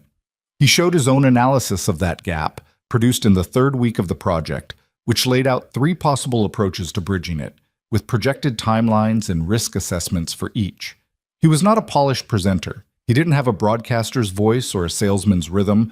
What he had was a complete and specific knowledge of every decision point in the process, and an ability to explain technical complexity in language that stayed precise without becoming inaccessible. He talked the way he worked, methodically, without ornamentation, with a directness that made it clear he was interested in the thing being understood, not in being impressive. The technical evaluators asked questions, good questions, the kind that came from people who actually knew the subject matter and were testing it rather than going through motions. He answered each one. Where the answer required referencing documentation, he had the documentation ready, not scrambling for it, not asking someone to pull it up, but turning to the specific tab in the folder in front of him and placing it on the table. Once, twice, a third time. The procurement specialist started leaning forward. Calloway said very little during this phase. He watched. He was the kind of reviewer who let his team do the technical interrogation and reserved his own questions for the things that couldn't be answered with data. At the 90-minute mark, Ethan set down his pen. "I want to address the operational section separately," he said, "because I understand the technical work isn't the only thing this review needs to cover." Calloway looked at him. The room was quiet. "There have been questions raised about this project's management and about the people responsible for it," Ethan said. He said it plainly, not defensively, not with apology, because neither of those things would serve the purpose. "I'd like to address those directly, with the same documentation I've used for the technical content." Calloway said, "Go ahead." He went through the operational section. Decision logs, communication records, the vendor risk assessment from week 2, the training record, Delgado's written statement, which he'd been given that morning and which spoke to the promotional review process with the particular bluntness of a man who had nothing to protect and nothing to gain from saying anything other than what was true. He showed the timeline of every interaction between himself and Victoria that related to the project, not personal inventory, not a defense against the specific accusation, but the simple administrative record of how a project was actually run when the people running it were doing their jobs. He showed the time-stamped logs of every modification to the assembly line, every quality check, every deviation report. He showed the buffer he'd built into the schedule, the one Delgado hadn't known about, and the email chain that documented its creation, dated 5 weeks before the celebration, before any of the other events. He put the final page on the table and looked at Calloway. "The work was done in this order," he said. "It can be verified independently. Every claim in this documentation has a corresponding record in the company's project management system, which your team is welcome to access." He paused. "I'd like to offer you the opportunity to do that, if it would be useful." Calloway looked at him for a long moment. Then he looked at the table full of materials. Then he looked at his procurement specialist, who gave him a small definitive nod. "I think we'd like to see the line," Calloway said. They walked the assembly line for 40 minutes. Ethan led. He didn't rush them, and he didn't stall them. He walked them through each station the same way he'd walk a new technician through it, showing the logic, the sequence, the reason each element was positioned where it was. He answered questions as they came, and when one of the technical evaluators crouched down to look more closely at a specific joint assembly, Ethan crouched down beside him and showed him the calibration points by hand. Calloway walked with his hands clasped behind his back, looking at everything. He stopped at the secondary press housing, the one Ethan had spent the most hours calibrating, the component that had been the most technically challenging part of the entire build, and he looked at it for a long time. "This is the piece that held you up in week 4, he said. "Yes," Ethan said. "Your timeline showed 3 days of deviation." "Correct. We recovered in 5 days. The deviation is documented in the project log with the cause and the corrective action." "What was the cause?" "Vendor tolerance variance on the incoming part. The part was within spec but at the edge of the acceptable range, which created a fit issue at the secondary housing mount. I identified it in the incoming inspection and flagged it before installation." Calloway turned and looked at him. "You caught it before installation?" "Yes." "Most fabricators wouldn't have caught that in incoming inspection." "Most fabricators probably would have," Ethan said. "It's just a question of what you look for." Calloway looked at him a moment longer. Then he turned back to the press housing and nodded to himself slowly, the way people nodded when something had confirmed rather than changed what they thought. They continued down the line. When they reached the end, Calloway turned to the group and said, "I'd like 15 minutes with my team." Victoria, who had been present but quiet throughout the walk, present in the way of a CEO who understood when her job was to be visible without being intrusive, said, "Of course, there's a conference room available whenever you're ready." The review team withdrew. Ethan stood at the end of the assembly line. Delgado came to stand beside him. Neither of them said anything for a minute. "That went well," Delgado said finally. "I don't know yet," Ethan said. "I do." Calloway asked about the press housing. He wouldn't have asked about it specifically if it hadn't already impressed him. Ethan looked down the length of the line. "Maybe." "Not maybe." Delgado clapped him once on the shoulder, briefly and without ceremony. "I've been doing this 30 years. I know when a client is already deciding how to say yes." The 15 minutes stretched to 25. Then 30. Ethan stood in the corridor outside the conference room where the review team had withdrawn, and he did what he always did when he was waiting on something he couldn't control. He found a task. He went back to Bay 4 and checked the calibration readings one more time, wrote them down in his log, checked them against the previous day's baseline. Everything held. He was still at Bay 4 when Victoria appeared at the end of the corridor. He read her face before she said anything. She had the kind of face that held things back right up until the moment the decision was made, and then the holding back eased, and you could see through to what was actually there. What was actually there was relief. The kind that was trying to look like composure but wasn't quite making it. "Calloway wants to reconvene," she said. "Now." He walked with her back to the main conference room. The review team was already assembled. Calloway was standing at the head of the table, which was different from how he'd been positioned all morning. He'd been seated for the presentation. Standing meant he'd made a decision and was ready to deliver it. "Mr. Brooks," Calloway said. "Ms. Hartwell." He looked at them both. "My team has completed the technical review and the operational review. We've also reviewed the documentation materials in full." A pause. "I want to address something directly because I think it deserves directness." The room was very quiet. "We received a call, approximately 2 weeks ago, from an individual identifying himself as a senior Hartwell executive, raising questions about leadership stability at this company." He looked at Victoria. "I want you to know that call concerned us. That kind of contact outside the formal review process, from inside a contractor organization, is not something we take lightly." "I understand," Victoria said. "I also want you to know that the documentation presented today and the work we saw on that floor addresses our concerns more completely than I anticipated." He looked at Ethan. "The record here is clean. The calibration work is genuinely exceptional, and the operational documentation, the decision logs, the risk assessments, the training records, reflects a project that was managed with a level of rigor that we don't see often." Ethan said nothing. He was listening. "That call," Calloway continued, "raised questions about whether this project was being managed in the interests of this company and this contract. What we've reviewed today answers that question." He looked between them. "We're prepared to continue the contract discussion." The procurement specialist was already opening her folder. Victoria said, "Thank you, Mr. Calloway." "Don't thank me," he said. "Thank your team." He looked at Ethan again. "That press housing, the incoming inspection catch. If you'd missed that, you'd have had a failure at final assembly." "I know," Ethan said. "How long did you spend on the incoming inspection for that part?" Ethan thought about it. "About 4 hours. The tolerance variance wasn't obvious. You had to measure it against the housing mount directly." Calloway nodded. 4 hours on an inspection that most people skip. That's what I mean about the level of rigor." He picked up his copy of the documentation. "We'll be in touch with the formal next steps by end of week." The review team began gathering their materials. The procurement specialist had a brief conversation with Victoria about document exchange protocols.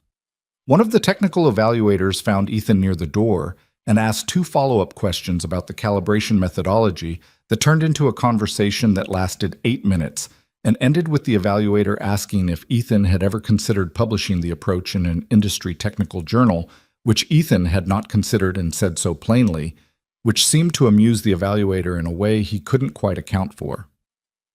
When the review team had left and the conference room had the particular stillness of a space that had just been vacated, Ethan and Victoria were left standing on opposite sides of the table. The documentation materials were spread across the surface between them. The morning had the quality of something that had been braced for and had now passed. Victoria looked at the table. Then she looked at him. "You caught a tolerance variance in incoming inspection," she said. "It's a standard check." 4 hours on a standard check. He shrugged slightly. "It's the press housing. It's the most critical component. You don't rush it." She looked at him for a moment. She seemed like she wanted to say something specific and was choosing between several versions of it. What she said was, "I'm glad you were the one running this project." He held her gaze. "Me too."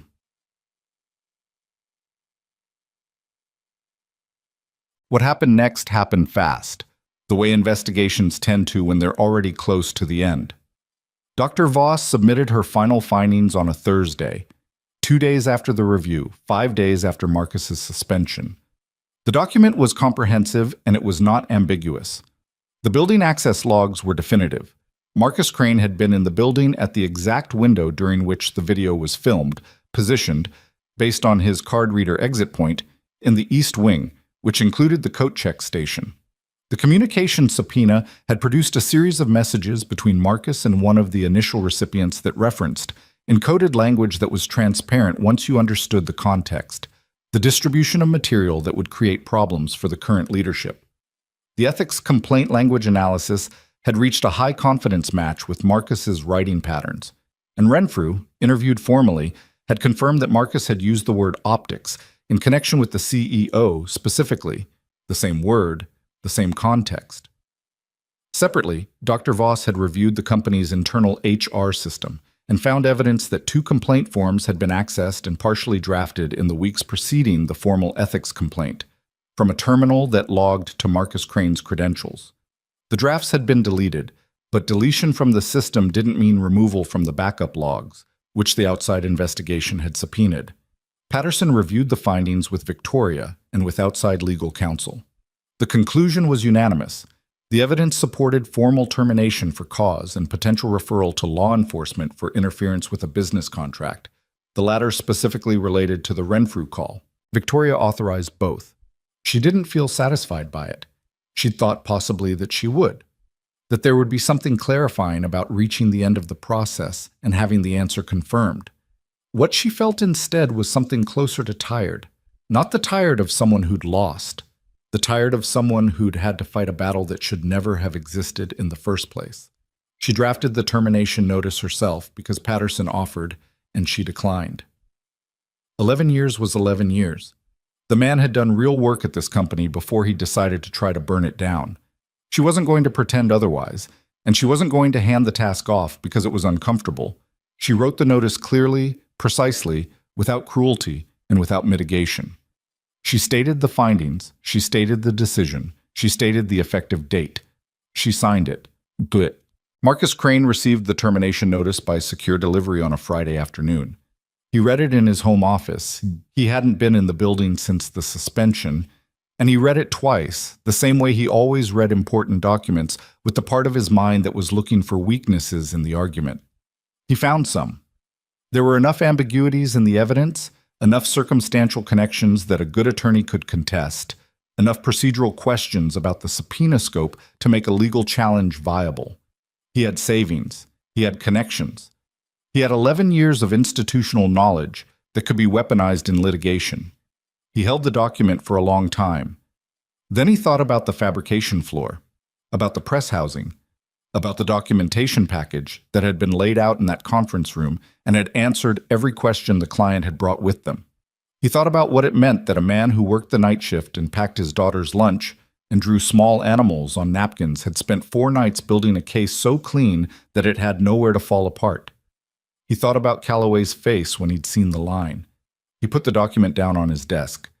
He didn't call his attorney that evening. He would, eventually. But that evening he sat in his home office and looked at the wall, and he felt something that he had not felt in a long time.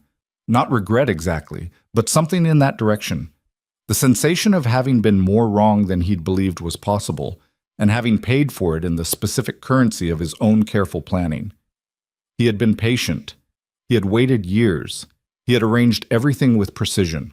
He had not arranged for Ethan Brooks to catch a tolerance variance in incoming inspection. He had not arranged for a 7-year-old's faith in her father to be the kind of thing that made a man work until midnight for 4 nights straight.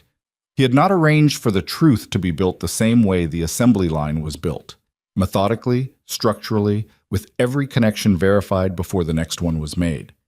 He had underestimated the work. That was the thing, in the end. The thing he hadn't accounted for. He had underestimated the work. Ethan found out about the termination from Priya, the same HR staffer who had first told him about the video, the one who'd looked like she was delivering news she wished she didn't have. This time, she looked different. Not relieved exactly, more like a person who'd been carrying something at an angle for weeks and had finally set it down. "It's done," she said. "Formal termination. The Renfrew situation is being referred." He was in the corridor near the cafeteria again. The same place she'd found him the first time, which was probably coincidence and somehow felt like more.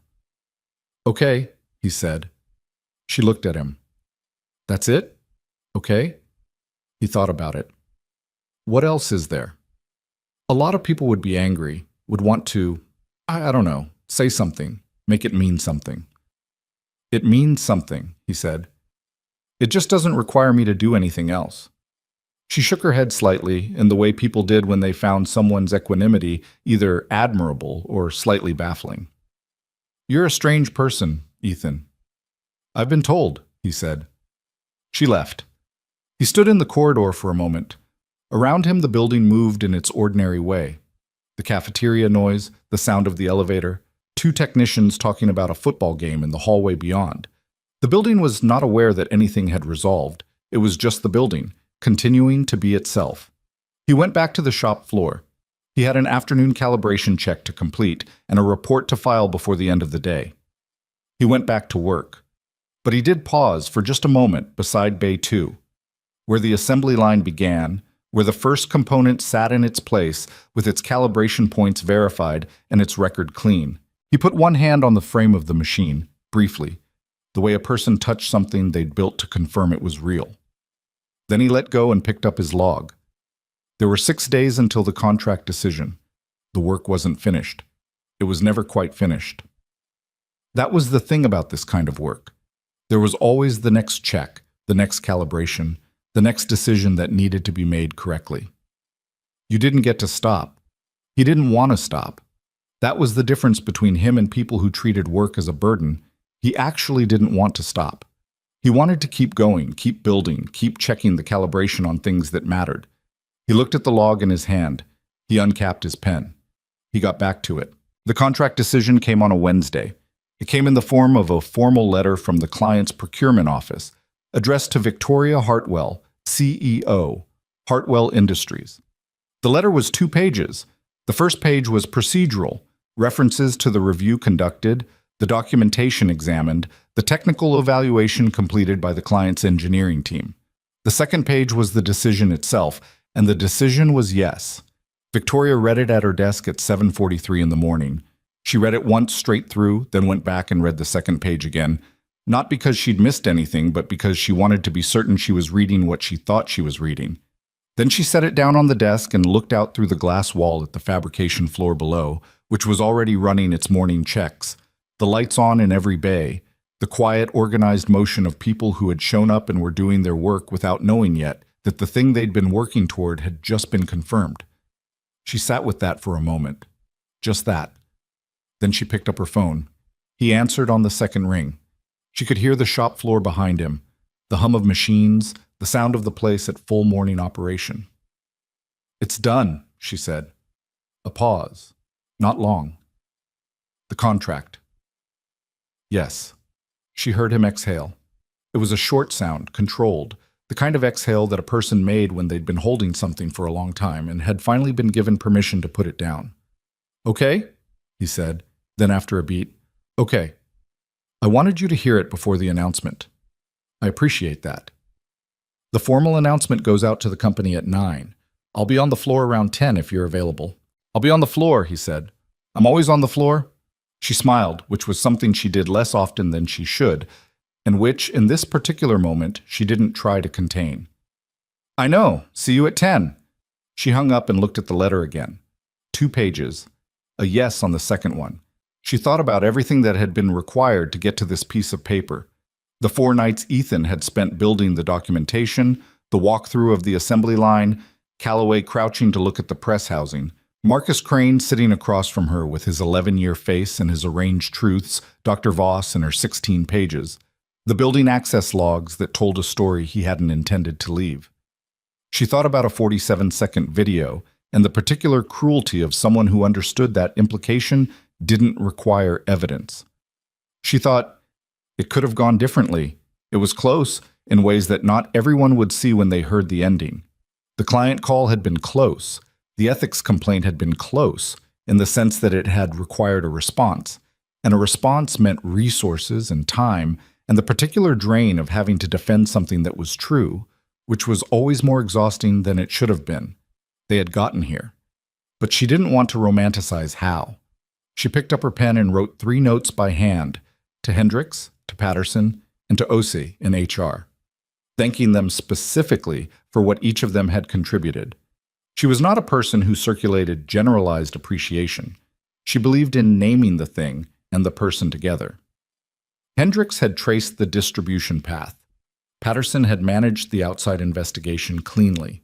Osei had navigated a situation that had required 15 years of institutional knowledge to handle without creating 3 new problems while solving one.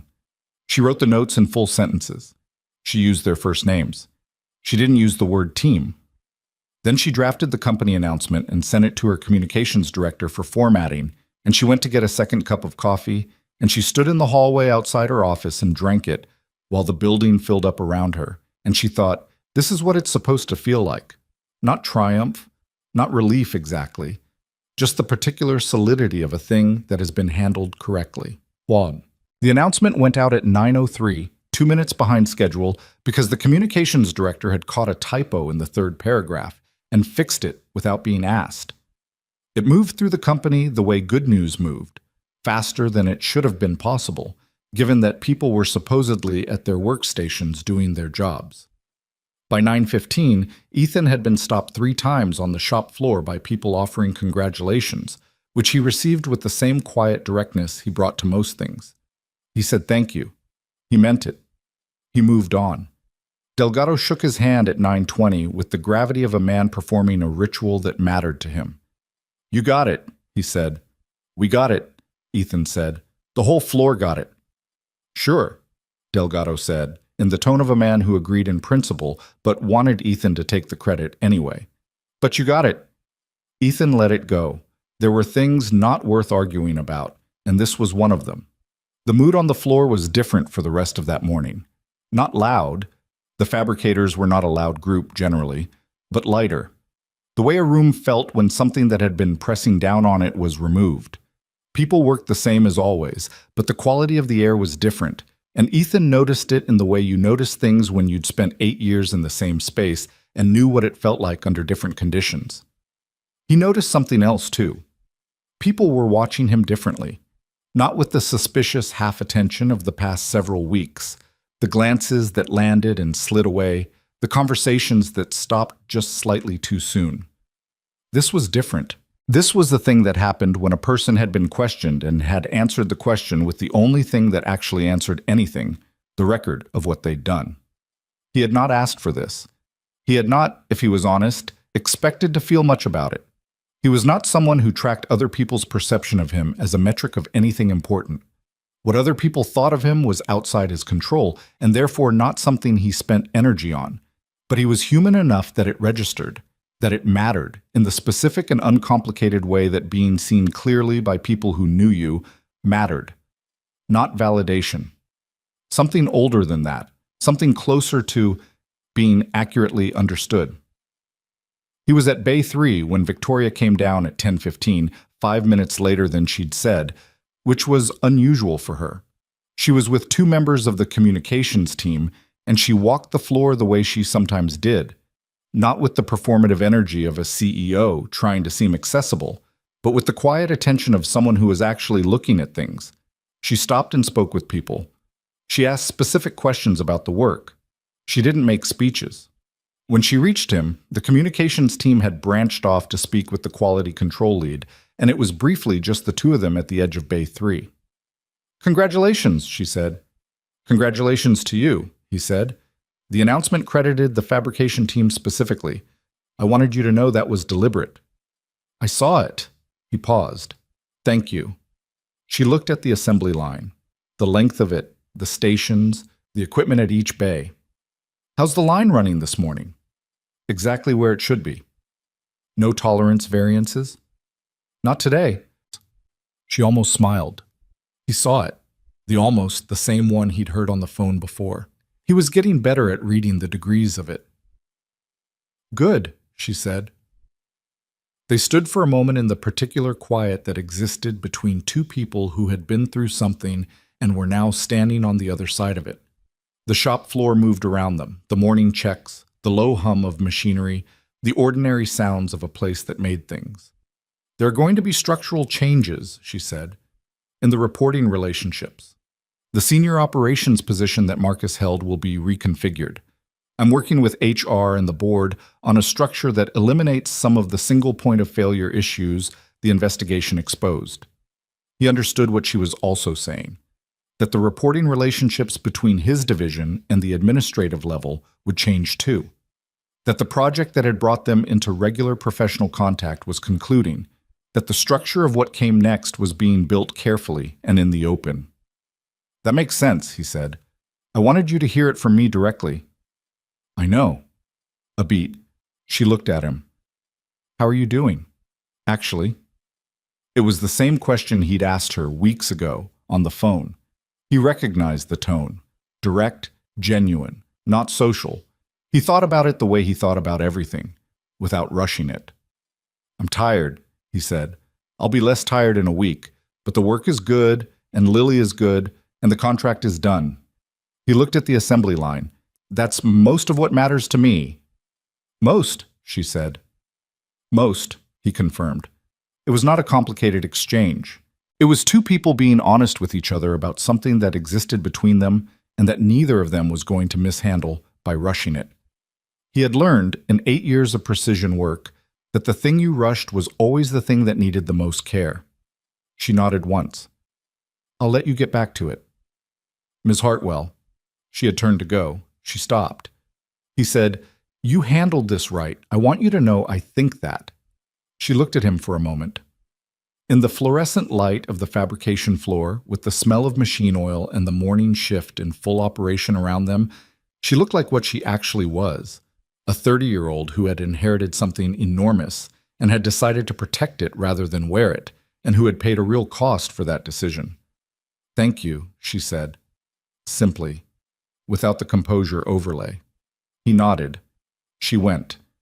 He turned back to Bay 3 and picked up his log.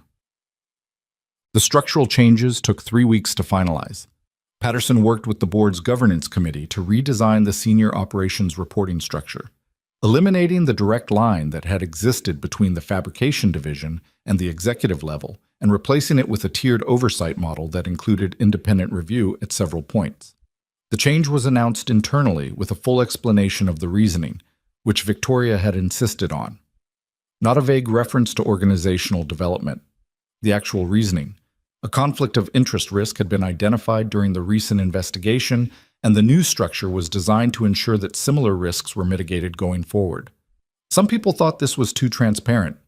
2 board members said so, privately, to Patterson. Patterson relayed this to Victoria. "They think we should be vaguer," Victoria said. "They think the explanation draws attention to the problem." The problem was already public. The people in this building know what happened. She looked at the draft announcement on her desk. "The least we can do is tell them how we fixed it." The board members were not convinced, but Victoria was the CEO, and the announcement went out as written. The response inside the company was, for the most part, the kind of response that honest communication generated when it was unusual enough to be surprising. people talked about it, not negatively, with something closer to regard. The word that circulated, in the specific informal way that company culture circulated things, was straight. She'd been straight with them. The company had a problem, and she'd named it and fixed it and told them what she'd done. It wasn't universal. There were people who found it unnecessary, who preferred institutional opacity on the grounds that transparency was just another form of liability. There were people who thought the whole situation had been mishandled from the beginning, that the celebration had been a mistake, that certain relationships should have been managed more carefully before the opportunity for misinterpretation arose. Ethan heard some version of these opinions through the ordinary channels of workplace conversation. He didn't engage with them directly. He had the specific self-possession of someone who had decided a long time ago that the only opinion about his work that mattered to him was his own, which was not arrogance. It was the result of having worked in environments where external judgment was unreliable and having learned to calibrate against an internal standard instead. What he did engage with was the work.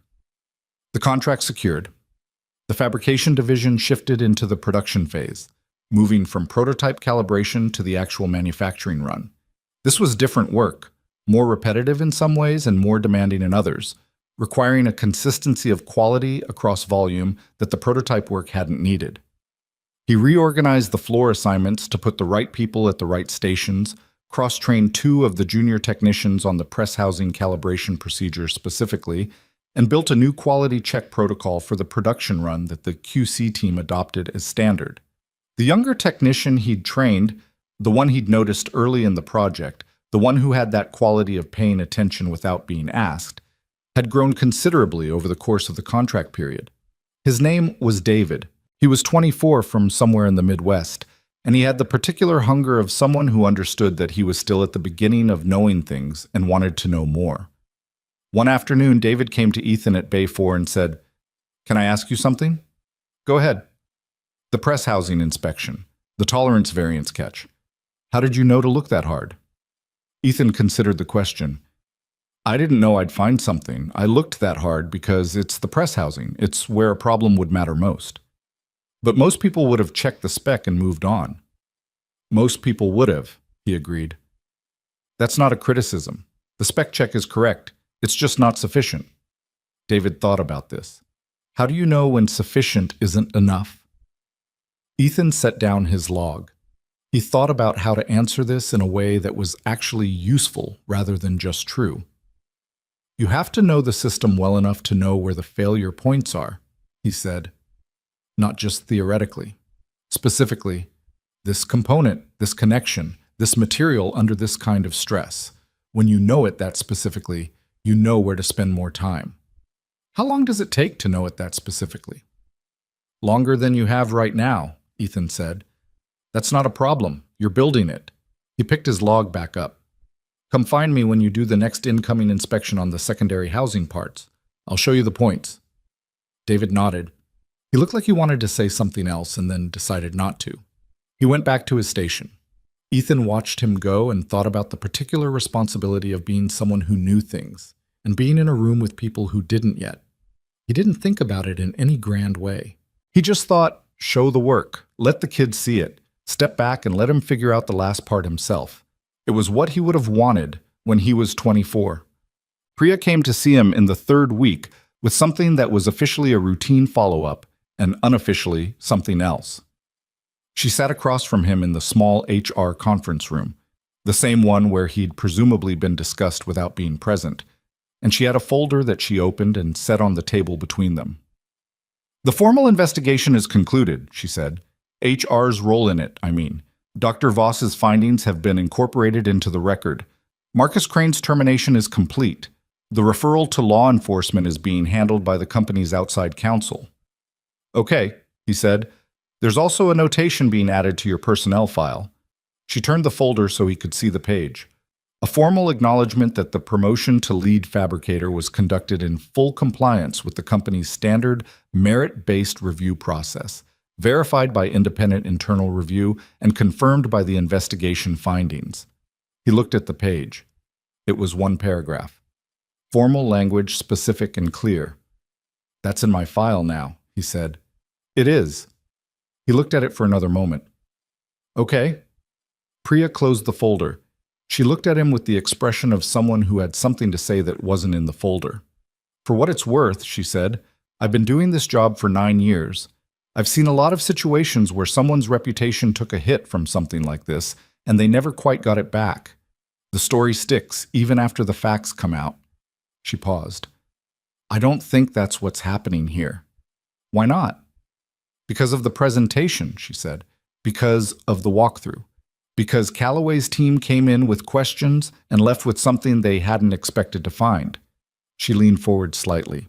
The people who were ready to believe the worst, and there were some, I'm not going to pretend otherwise, they saw what you did in that review. That's harder to unsee than a 47-second clip. He was quiet for a moment. I wasn't doing it to change anyone's mind, he said. I know. That's why it worked. He looked at the folder between them. He thought about the 4 nights at the kitchen table, the granola bar from Delgado, the turtle on the napkin. Priya, he said, the first day you told me, you didn't have to. No, she said. Why did you? She thought about it. Because it was the right thing to do. And because I've seen what happens when people don't say anything, and it's always worse. She picked up the folder. Also, she said with a slight shift in her expression, I've been watching you work here for 4 years, and you're one of the most decent people on this floor, and decent people deserve to know when something's coming at them. He didn't know what to do with that exactly, so he said, thank you, again. Don't mention it. Literally, don't. I'm not supposed to have told you the first time. She stood up. Good luck, Ethan. You too, he said, woke up. There was a conversation he needed to have, and he'd been holding it in the back of his mind since the morning of the contract decision, turning it over the way he turned over technical problems. Not rushing it, making sure he understood the shape of it before he addressed it directly. He'd had exactly 1 relationship since his daughter's mother left 3 years ago. It had lasted 4 months and had ended not badly, but not well either. The specific quiet collapse of 2 people who liked each other fine, but didn't have enough else in common to sustain a thing through the ordinary friction of real life. He had not since then been particularly interested in changing that. He had Lily, he had the work, he had a life that was full enough if not always easy. And he was 32 years old, and he understood himself well enough to know that he was not someone who required companionship the way some people did, who felt incomplete without it. He also understood, having been honest with himself through several weeks of a situation that had required honesty, that what he felt in the vicinity of Victoria Hartwell was not nothing, and had not been nothing for some time. He didn't romanticize it. He was not built for romanticism. What he understood was this: he respected her, specifically and completely, in the way he respected very few people. He found her interesting in the particular way of finding someone's mind interesting, which for him was not separable from finding a person interesting.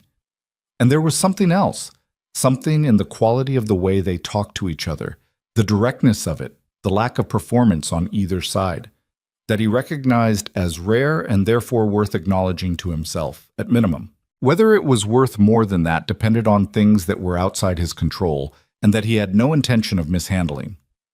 He was thinking about this on a Friday evening, the 3rd week after the contract decision, as he was logging out of his shift and most of the floor had cleared out. The building was quiet in the early evening way.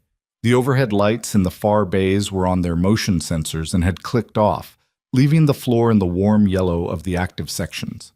His phone buzzed. A message from Victoria. Are you still on the floor? He looked at it. Just logging out, he typed back. I'll be in the building for another hour. I owe you a conversation that's overdue. When you're done. He looked at the message for a moment. Then he typed, give me 10 minutes. He finished the log. He put his pen in his pocket. He took a breath, not because he needed it, but because he was a person who took a breath before starting something that mattered. Then he went to find her. She was in the small conference room adjacent to her office, the one they'd used before, the one that had become, without either of them designating it as such, a kind of neutral ground where the honest versions of their conversations happened. She was standing at the window when he came in, which was unusual. She was normally at the table. He closed the door. She turned.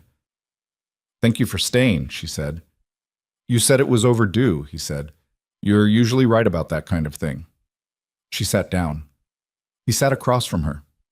The table between them had nothing on it. No folders, no documentation, no materials. He noticed that. I've been thinking about what comes next, she said. For the company, the reporting restructure, the production phase, the gaps in the senior operations team that Marcus's absence created. She paused. And I've been thinking about other things too, that I haven't said directly because the timing was wrong, and I didn't want to add to an already difficult situation. He waited. The structural changes are done, she said. You no longer report to anyone who reports to me through the operations chain. That's deliberate, and it's documented, and it was reviewed by the board's governance committee. She met his eyes. I made sure of that before having this conversation. I know, he said. I read the announcement. The announcement didn't include everything. No, he agreed. It didn't. She looked at him. He had the quality, she'd noticed, of being very still when he was listening to something important. Not tense. Still, like a calibration instrument that had found its 0 point. I think you're exceptional at your work, she said. I've thought that since the first week of the project. That's not what I'm talking about. I know. What I'm talking about is... She stopped. She was not, normally, someone who stopped mid-sentence.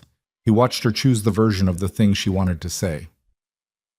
I'm aware that the position I'm in creates complications. For anything. I'm not naive about what it means that I'm the CEO of the company and you work here. And I'm not going to pretend those complications don't exist, because pretending they don't is how you get situations like the one we just spent 6 weeks cleaning up. That's fair, he said. I also think... Another pause. Shorter. I think what happened between us, in the professional context, was real in the sense that we actually worked well together. And I think there's something outside the professional context that I'm not willing to pretend doesn't exist either. She looked at him directly. I'm not good at saying things I'm uncertain about. I'm telling you this specifically because I've been certain about it for a while. The room was quiet. The building was quiet around them. He thought about the coffee shop 4 blocks from the plant 6 weeks ago, in the rain. He thought about her saying I understand when he'd told her about Lily and what was at stake. He thought about the floor walk with Calloway and the way she'd stayed present and stayed back at exactly the right moments, which required understanding both when to be there and when to step out of the way. He thought about a 30-year-old who had inherited a company and had chosen to protect the people in it, even when protecting them cost her something. The complications are real, he said. Yes. The reporting structure is one piece of it. Yes. There's also the fact that I work here, that if this goes badly in any way, the dynamics are asymmetric, she said. I know. I've thought about that more than once. He looked at the empty table between them. I have a daughter, he said. She's 7. She comes first, always, in every version of any decision I make. I know that, she said. I'm not going to make her part of something that isn't stable or isn't honest.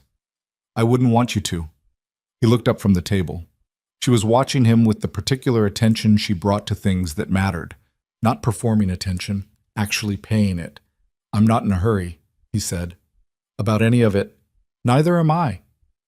And we do it right. Whatever it is, we don't hide anything. No secondary stories running alongside the real one. That was always what I wanted, she said. That's why I'm having this conversation out loud instead of letting it sit unaddressed until it became something neither of us chose. He was quiet for a moment, then, Lily asked me to draw an octopus on her napkin this week.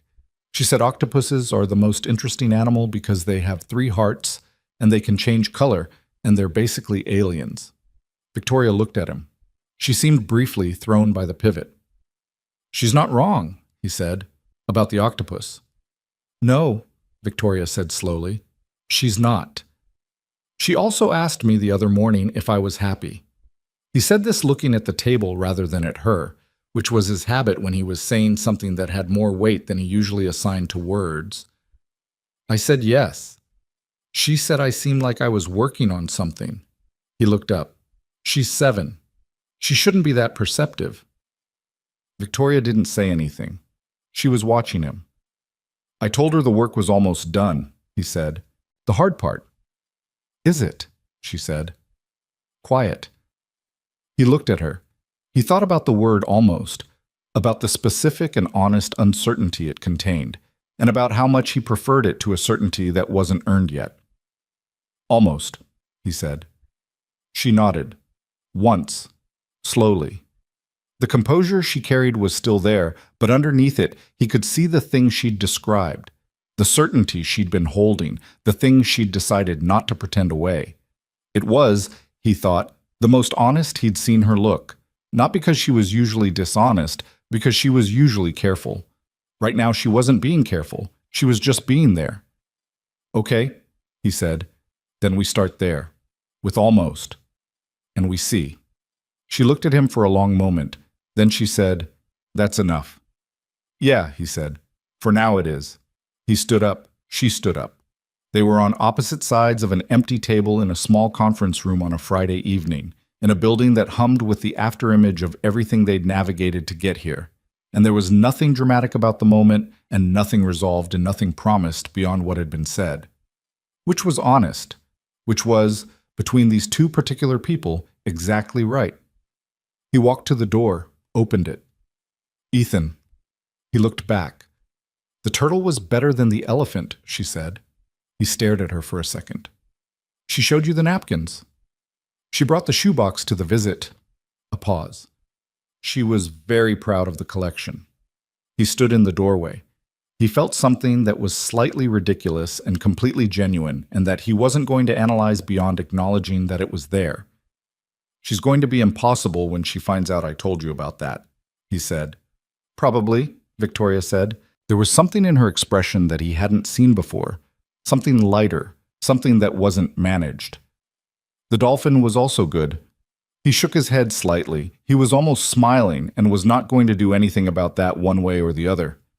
"Good night, Ms. Hartwell." "Good night, Mr. Brooks." He went down the corridor. Behind him, through the glass wall of the conference room, she sat back down at the table and looked at her hands for a moment, and then she took a breath of her own, and then she picked up the phone and called her communications director about a Monday scheduling question, and the building continued around her, and the day ended the way days ended.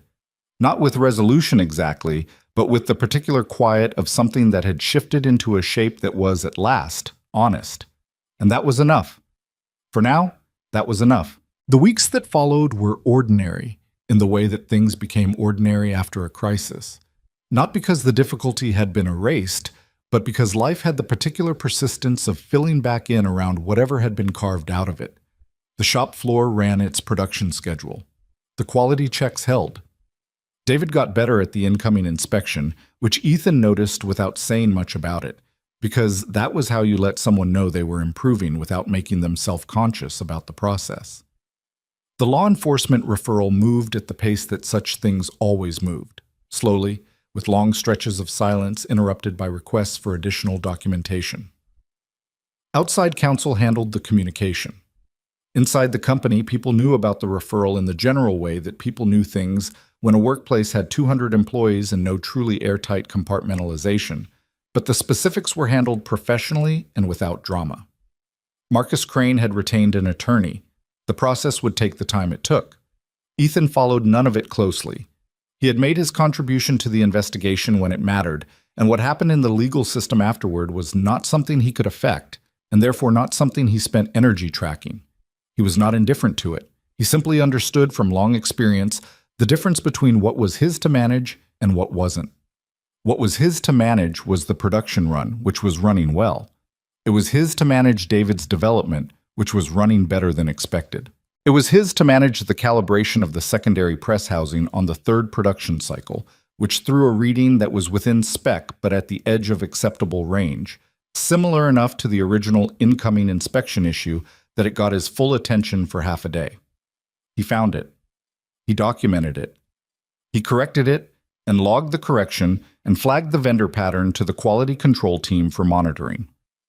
When he told Victoria about it, in one of the weekly operational updates that the new reporting structure included, she looked at the documentation and said, "You're watching for the same pattern.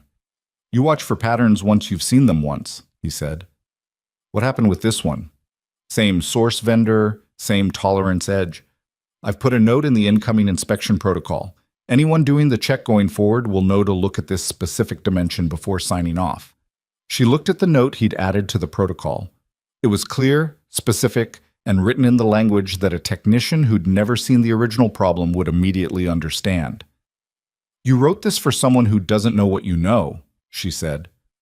"That's who writes protocols," he said. "Someone who knows for someone who doesn't yet." She looked up from the page. He was watching her read it with the same quiet attention he brought to checking calibration points. Not anxious, just present. She had noticed, over the past several weeks, that he had this quality of being fully in the room without performing it. A lot of people in her professional life were present in a managed way. Attention as a display rather than an actual thing. His attention was actual. It was one of the things she found most difficult to describe to herself without it sounding like more than she intended, and most honest to describe simply as, he was genuinely there. "The protocol goes into the standard QC manual," she said. "Already submitted it to OSE for the operations record," he said. "He'll route it to QC." She nodded. The weekly update continued. This was how it was between them in those weeks. Professional and specific and honest, which was not the same as cold. There was no hiding of what had been said in the conference room on a Friday evening, and no rushing of it either. They had said what they'd said, which was careful and incomplete and real. And they were building on top of it the way you built on a foundation you'd checked and trusted, one layer at a time, each one solid before the next one went on. It was not the story that people who romanticize things would have written. There were no grand gestures, no declarations, no moments designed for their emotional impact. What there was, instead, was a series of ordinary interactions that were incrementally different from purely professional ones. The quality of attention, the occasional question that went one layer deeper than work required, the way she said goodnight at the end of certain calls in a tone that was slightly more specific than the words alone. He thought about that quality of specificity a lot in the quiet parts of the day. He was not a man who idealized things, and he was not going to start now. But he was also honest enough to recognize that some things were worth being careful with precisely because they mattered. Lily found out the way she found out most things, by paying attention when adults thought she wasn't. It was a Saturday, 6 weeks after the contract decision, and Victoria had come to the house for what was officially a working meeting about the new operations structure documentation that Ethan had been helping develop in his capacity as the person who actually understood how the floor worked. Victoria had suggested the meeting be at the office. Ethan had said the office was fine. Then Lily's after-school program had been canceled that day due to a teacher's professional development day, and the options became either reschedule or meet at the house, and rescheduling created a 2-week gap in the documentation timeline that neither of them wanted. So Victoria came to the house. She arrived at 10:30 with a folder under her arm and a coffee she'd brought from the place on the corner because she'd felt strange showing up empty-handed, but had also felt strange about bringing something more elaborate. Ethan met her at the door. He was wearing a plain gray shirt and jeans, and the house behind him smelled like the coffee he'd already made, and from somewhere inside came the sound of a 7-year-old explaining something to a stuffed animal with great seriousness. "She knows you're coming," he said. "I told her it was a work meeting." "That's accurate," Victoria said. "She also knows your name," he said, in the tone of a man who had not entirely controlled this development. "I don't know how." Victoria looked at him. "She doesn't miss much, does she?" "Not historically, no." They went inside. Lily appeared from the hallway with the velocity of a child who had been waiting for the appropriate moment and had decided this was it. She was wearing a shirt with a sea turtle on it. Not coincidentally, Victoria suspected, and she looked at Victoria with the frank assessment of someone who had not yet learned to disguise curiosity as something more socially polished. "You're Ms. Hartwell," she said. "I am," Victoria said. "You must be Lily." "My dad talks about work a lot," Lily said. "Not you specifically, just work. But you run the company, so it's kind of the same." "That's a reasonable way to put it," Victoria said. Lily appeared to find this response satisfactory. She looked at the folder Victoria was carrying. "Is that the work stuff?" "It is." "Are you going to be here all morning?" "Probably a few hours." Lily processed this. "Okay," she said. "I'm teaching Gerald how to categorize marine mammals. You can work in the kitchen. She disappeared back down the hallway. Victoria looked at Ethan. Gerald, he said, is the stuffed elephant. She named him before she knew elephants weren't marine mammals. She's been trying to educate him ever since.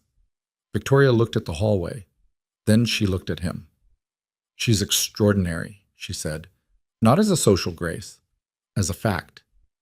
Yeah, he said. There was something in his voice when he talked about his daughter. Not pride exactly, though it was that too. Something more fundamental than pride. The specific particular love of a person who had built their life around someone small and was continually astonished by how much that small person exceeded what he'd planned for. She really is. They worked at the kitchen table for 2.5 hours. The documentation was genuinely complex, a new operational framework that required input from someone who understood the floor's actual workflow, not the theoretical workflow that appeared in org charts. And the work was real and took the time it took. Lily appeared periodically, mostly to present updates on Gerald's marine mammal education and once to ask whether whales counted as fish, which sparked a 4-minute conversation that Lily won on points. At one point, Ethan got up to refill the coffee, and Victoria looked around the kitchen. The renovation from the 1990s, the coffee maker that was clearly at least 10 years old, the drawings on the refrigerator that were a mix of Lily's art projects and Ethan's work notations, which occupied the same surface without apparent hierarchy. There was a drawing of what appeared to be an octopus wearing a hard hat. She stared at that one for a moment.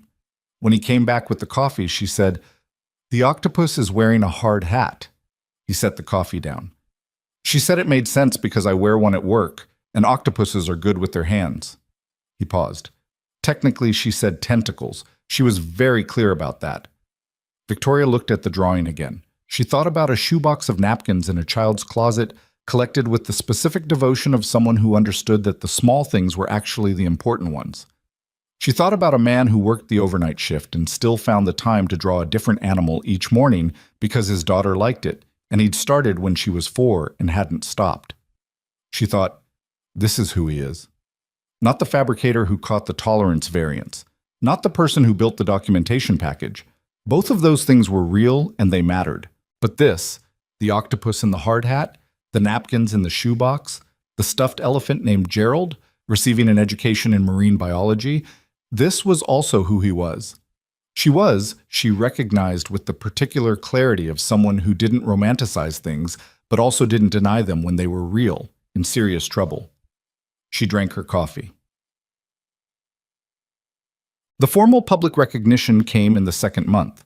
Hartwell Industries held a quarterly all-hands meeting in the main conference facility, the same space where the company celebration had been held, though Victoria had asked the facilities team to reconfigure the layout entirely, which was not a symbolic choice but a practical one, and if it also happened to be slightly useful in terms of associations, she was not going to overthink it. 230 employees filled the room. The board was represented. The client sent a letter, which Victoria read in full, and which Calloway had written himself, and which described the assembly line project in the specific technical language of someone who had looked at the work closely and found it worth the vocabulary. Victoria spoke for 20 minutes. She covered the contract, the production timeline, the company's position in the market. She addressed the internal situation, not vaguely, not with the institutional language that made difficult things disappear into euphemism, but directly. She said that an employee had attempted to undermine both a colleague and the company's leadership for personal advancement. She said that the attempt had been identified, investigated with outside professional assistance, and resolved. She said that the reporting structure had been redesigned as a result, and she described the changes. She said that the company had made mistakes in how quickly certain risks had been identified, and she named the changes made to address those mistakes. She said none of this in the tone of a person delivering a performance. She said it the way she said everything when she meant it, with the directness of someone who had decided that honesty was more useful than comfort. Then she talked about the work. She talked about the fabrication team, and she was specific. She named Delgado and the floor supervisors who had maintained production quality through a period that had been, for everyone on the floor, more stressful than it should have been. She named the QC team lead. She named David, which made the 24-year-old visibly startled in a way that made the people around him smile. And she named Ethan Brooks. She described his contribution to the project in technical terms, because those were the accurate ones. She described the documentation he had built, not as a defense, but as evidence of how the project had been run from the beginning.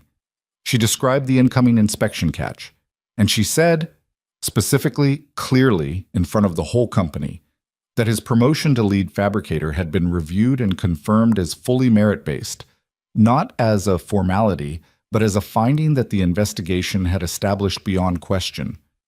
She said it out loud, in the room, in front of everyone. Ethan was seated in the third row, which was where he'd sat because it was the nearest available chair when he'd arrived, and he had not moved closer or farther for any particular reason. He listened to her say these things about his work and his record, and he felt the room listening with him, and he felt, not vindicated, that wasn't quite the right word, he felt something more like returned, like something that had been displaced was back where it was supposed to be. He also felt the eyes of people around him, people he'd worked alongside for years, and he felt the particular quality of that attention, which was different from the attention of the previous weeks. This was not suspicion or sympathy or the careful neutrality of people who were waiting to see which way something fell. This was colleagues who had watched him work for years and were now watching him be accurately described. Delgado, seated to his left, said nothing. He just sat with the particular stillness of someone who felt something had been done right. After the meeting, in the corridor outside, Ethan was stopped by more people than he could easily count. He received the congratulations and the handshakes and the comments with the same quiet directness as always. He said thank you. He meant it. He moved through it without performing modesty and without inflating anything into more than it was. One of the older machinists, a woman named Sheila, who had been at the company for 22 years and had the particular authority of someone who had outlasted multiple management regimes, stopped him near the exit and said, "I want you to know I never believed it." "I know," he said. "I should have said so at the time." He looked at her. Some things are harder to say at the time than after. She looked at him.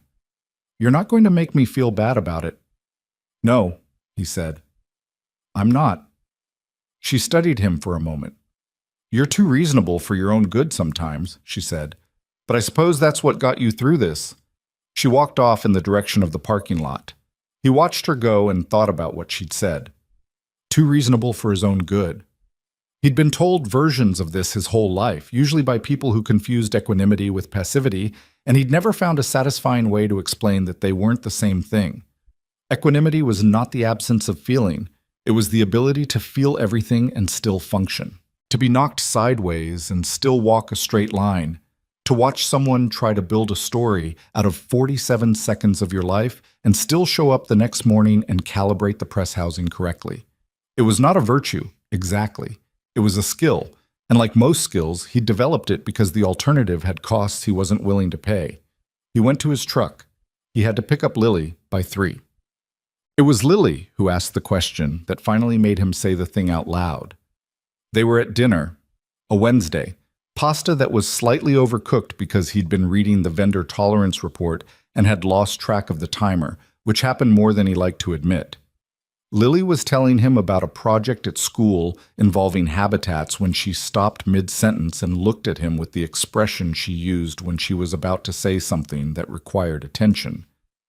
"Dad," she said. "Yeah." "Is Ms. Hartwell your girlfriend?" He looked up from his plate. "Where did that come from?" "You look at your phone different when she texts," Lily said, with the calm authority of someone who had been observing this for weeks and had formed a hypothesis and was now testing it. "And you got a haircut before she came over that time, even though you always say you'll do it later." He was quiet for a moment. The pasta was definitely overcooked. "You notice a lot of things," he said. "I notice everything," she said. "Is she?" He thought about the honest answer. He thought about what he'd said in the conference room about not letting Lily into something that wasn't stable or honest. And he thought about the conversation he and Victoria had been having over the past several weeks, one careful layer at a time, and he thought about the octopus in the hard hat on the refrigerator. "We're getting to know each other," he said, "outside of work." Lily looked at him. "So, not yet." "Not yet," he agreed. She considered this. "Is she nice? Outside of work?" He thought about Lily explaining marine mammals and Victoria calling it a reasonable way to put it and meaning it. He thought about that's enough in a quiet conference room. Yeah, he said. She is. Does she know about the shoebox? She's seen the shoebox. Lily's eyes went wide. You showed her the shoebox? She saw it, he corrected, when you brought it out. Oh, a pause. Did she say anything about it? She said the turtle was better than the elephant. Lily processed this for several seconds. Then she said, very seriously, she's right. The elephant's trunk looked weird. She went back to her pasta. Okay, she said, as if she'd made a decision. She can keep coming over. He looked at his daughter, 7 years old, eating slightly overcooked pasta, having just granted permission with the finality of someone who understood that they had jurisdiction over certain things and exercised it accordingly. Thank you, he said. You're welcome, she said. He told Victoria about the conversation because withholding it felt dishonest and because he suspected it would produce a reaction he wanted to see. He was right on both counts. They were on the phone, one of the calls that had started as operational and had extended past the operational content into the other kind of conversation, which was happening more frequently now. He told her what Lily had said, including the part about the phone and the haircut, which he had not actually connected to her visit at the time, and which in retrospect was clearly accurate. There was a silence on the other end of the line. She's correct about the haircut, Victoria said finally. I also noticed. You noticed I got a haircut. I notice things, she said. It's a professional habit. Right, he said. She said the turtle was better than the elephant, Victoria said. Not a question. She did. She's perceptive. I've mentioned that before. Another silence. Ethan. She used his first name. She had started doing this occasionally, not in official context, but in the extended part of calls, the part that wasn't about the production run. He had not said anything about it. He had noticed it the same way he'd noticed it when she said goodnight in that particular tone, with the specific attention of someone who was keeping an accurate record of things that mattered. Yeah, he said. I think I'd like to have dinner, she said.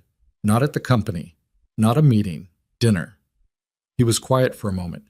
He thought about almost and see in one layer at a time, each one solid before the next.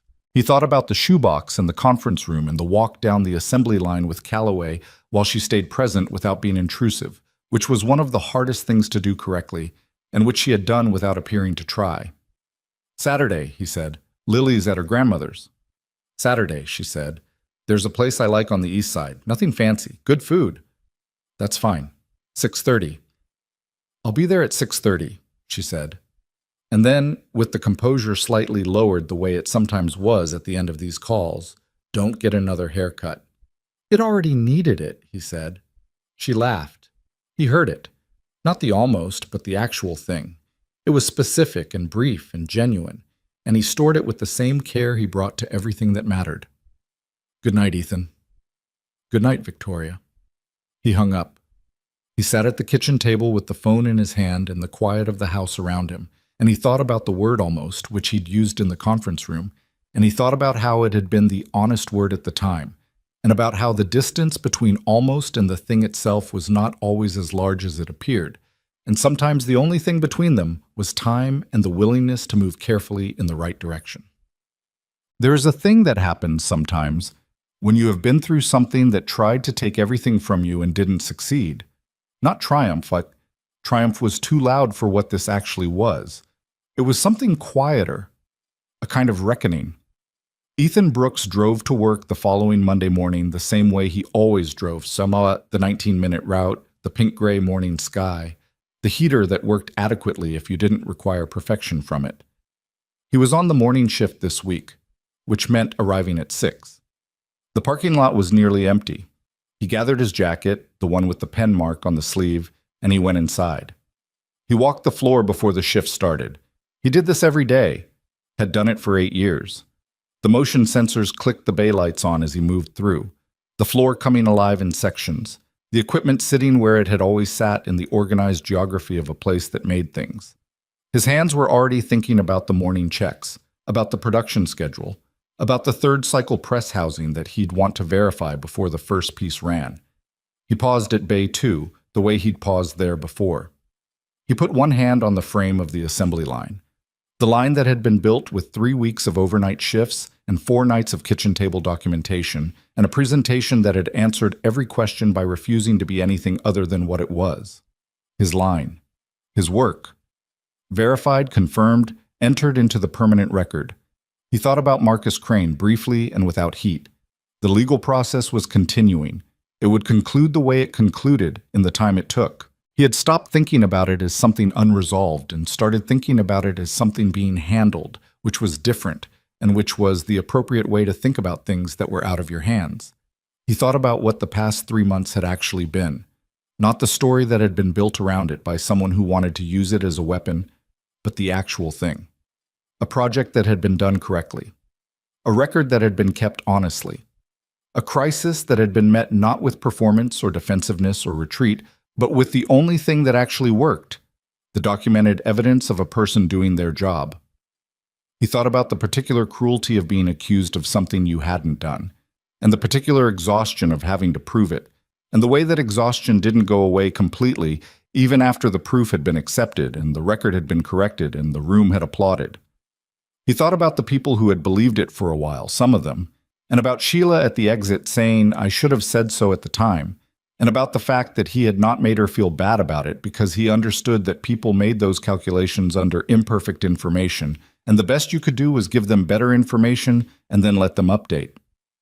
He thought about Priya, who had come to him in a hallway and told him something she wasn't required to tell him because she'd decided it was the right thing to do. He thought about Delgado, with his 30 years and his practical patience and his granola bar from somewhere.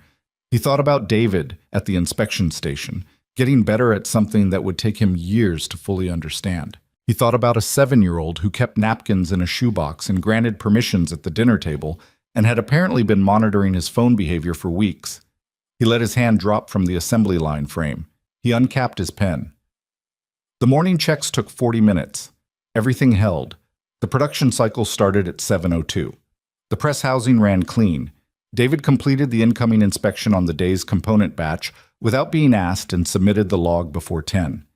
Ethan signed off on it. He wrote a brief note at the bottom. Inspection protocol followed correctly. Good attention to the secondary housing dimension. He submitted it to the QC system and moved on to the next thing. Saturday came. He arrived at the restaurant at 6:20, which was earlier than he'd said because he was always early, which he'd accepted about himself as a fixed personality trait rather than something to manage. He got a table near the window and ordered water and looked at the menu he already knew and thought about whether he was nervous and concluded that he was, moderately, in the specific way of someone who understood that the thing in front of him was real and therefore had stakes and therefore warranted attention. He was also, underneath the nervous, something else, something that didn't have a single clean name. Anticipation, maybe, the quality of being oriented towards something you'd chosen and were ready for. She arrived at 6:30. Not early, not late. She was wearing something that was not a work outfit and that she had clearly thought about, and he registered this the same way he'd registered other things, with honesty about what he was noticing. She looked briefly, as uncertain as he felt, and then the uncertainty resolved into the directness that was her default, and she sat down across from him and said, "You're early." "Always," he said. "I'll remember that," she said. Then, "You did get a haircut." "I told you it needed it." "It looks fine," she said, in the tone of someone who considered this a closed topic. The waiter came. They ordered. The restaurant was the kind of place Ethan liked. Not quiet enough to be uncomfortable, not loud enough to require effort. They talked about things that were not the company, not the contract, not the investigation. She told him about growing up in a large house that had felt less like a home than a property to be managed, and about spending weekends at the original plant with her father, and about the specific moment at 19 when she'd understood that the thing she actually wanted to do was build something, not inherit it, and the frustrating reality that the thing she'd been positioned to inherit was the only vehicle she had for doing the thing she wanted. He told her about the years before Hartwell, The two jobs he'd worked simultaneously when Lily was an infant, the fabrication training program he'd applied to 3 times before being accepted, the particular loneliness of being a single father in a workplace that didn't quite know what category to put him in because he didn't match any of the templates people carried around for single parents.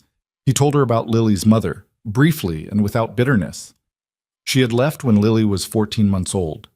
It had been a hard 18 months before that, and the leaving, in the end, had been the most honest thing in the relationship. He didn't carry resentment about it. He carried the consequences, the practical, daily consequences of being the only one. And he had built a life inside those consequences that was, most days, genuinely good. Victoria listened with the quality of attention he'd noticed in professional contexts, actual, specific, not decorative. She asked questions that showed she'd been listening to the previous sentence, not just preparing what to say next. She didn't perform sympathy, and she didn't minimize things by rushing past them. She was, he thought, exactly who she'd seemed to be. That was rarer than it should have been. They were at the table for 2.5 hours. When they left, the evening was cool, and the street was wet from rain that had fallen while they were inside, and the streetlights made the pavement reflective, and neither of them had anywhere urgently to be. They stood on the sidewalk outside the restaurant. The natural end of the evening was there, the moment where something was decided by what happened next. "I'd like to do this again," she said. "So would I," he said. "Not soon enough to be careless about it." "No," he agreed. She looked at him. He looked at her. There was nothing performed about the moment. It was just two people on a wet sidewalk at 9 in the evening, having chosen honesty over ease at several significant junctures and arrived here as a result. "There's going to be talk," she said, "when people know. There will be people who interpret it the way Marcus wanted them to interpret the other thing." "Yeah," he said, "there will. Does that bother you?" He thought about it honestly. "Some," he said. "It'll pass. And the record is what it is." She nodded. She seemed to need to hear him say it was real rather than pretend it didn't exist. He respected that. He'd have said the same thing. "Lily has already approved," he said. She looked at him. Something in her expression shifted. Not a lot, just enough. "She has?" "She said you can keep coming over," her words. Victoria was quiet for a moment. He could see her processing what it meant that a 7-year-old had granted that, and what it meant that he was telling her about it, and what it said about both of them that this was a relevant consideration and not something to be navigated around. "I'd like that," she said. Simply. "She's also going to try to teach you about marine mammals," he said. "I'm warning you in advance." "I look forward to it," she said, and meant it. He put his hand out. She looked at it for a second. The offer of something simple and deliberate. And then she put her hand in his, and they stood that way on the wet sidewalk for a moment that was not designed and not dramatic, and was, for both of them, exactly sufficient. Then they walked to their cars and said goodnight and drove home in separate directions. This is what the story is, when you strip away the noise that someone tried to make it into. A man built things carefully and kept an honest record of what he'd built. When someone tried to use his work against him, the record held. When someone tried to use 47 seconds to replace 8 years, the 8 years were still there. The truth did not assert itself with drama. It simply remained what it was, waiting to be seen by anyone willing to look at the whole thing instead of the fragment. The lesson here is not that honesty always wins quickly. It doesn't. It didn't in this case. It took weeks and an outside investigator and a presentation and a walk down an assembly line and a client who was willing to look past what he'd been told to what was actually in front of him. Honesty won eventually, and it won because the people who held it had been consistent, and because the work had been done right before anyone needed it to be used as evidence. The other thing this story is about is simpler and harder to articulate. It's about what it costs to protect something. Victoria Hartwell could have managed the situation quietly. She could have moved Ethan to a different division and let the whispers die down and treated the compromise of his reputation as an acceptable cost of institutional stability. She didn't. Ethan could have gone to HR immediately and filed a formal defense and spent the weeks before the review managing the complaint process instead of the project. He didn't. Both of them made the harder choice, which was to let the work be the answer and to trust that the truth, properly documented, would hold. It held. And what grew between them in the space that the truth opened up was not a reward for good behavior. It was not a neat conclusion to a narrative arc. It was just two people who had seen each other clearly under pressure and had found, somewhat to their own surprise, that what they'd seen was worth returning to. Ethan Brooks drove home from the restaurant at 9:15 on a Saturday in November, 19 minutes on a route he knew by heart, the city moving past the windows in its ordinary evening way. He thought about the morning checks on Monday. He thought about David's inspection log. He thought about the octopus in the hard hat and the shoebox in the closet and the 7-year-old who was, at this moment, at her grandmother's house explaining marine mammal taxonomy to anyone who would listen. He thought about a wet sidewalk and a hand in his. He was tired the way he was always tired at the end of a long period of hard work. He was also, underneath the tired, something he had not been in a while and had not expected to be again quite so soon. He was, in the specific and unembellished sense of the word, content. Not because everything had been resolved into something clean. His life was not clean. It was a mortgage and an overcooked pasta Wednesday and a truck with a heater that worked adequately and a daughter who was 7 and would be 8 and then 15 and then 20 and the particular ongoing project of making sure that every version of her inherited something worth having from him. It was also this, a record that was honest, work that was done right, a person who had seen the real thing and hadn't looked away. He pulled into the driveway. The house was dark from the outside, the way it was always dark when Lily was away. He sat in the truck for a moment before going in. He was not a man who thought in terms of things working out. He thought in terms of things being built, carefully, structurally, with every connection verified before the next one was made. Some things you built held. Some things you built had flaws you found later and corrected. Some things collapsed and you started again and you built better the second time because you knew where the failure points were. He had built this life, this record, this beginning of something that didn't have a name yet, out of the same material he used for everything else. Attention, patience, the willingness to check the calibration even when no one was asking him to, even when the spec said it was fine, because the spec was the floor and not the standard, and he had never in his adult life been satisfied with the floor. He got out of the truck. He went inside. He turned on the kitchen light. On the refrigerator, the octopus in the hard hat looked out at him from beside a work notation about vendor tolerance ranges, and he stood in the kitchen of his own house, in the life he had built and defended and refused to have taken from him, and he thought, this is it. This is the thing. Not perfect. Not finished. Not without the next problem already forming somewhere down the line, but his.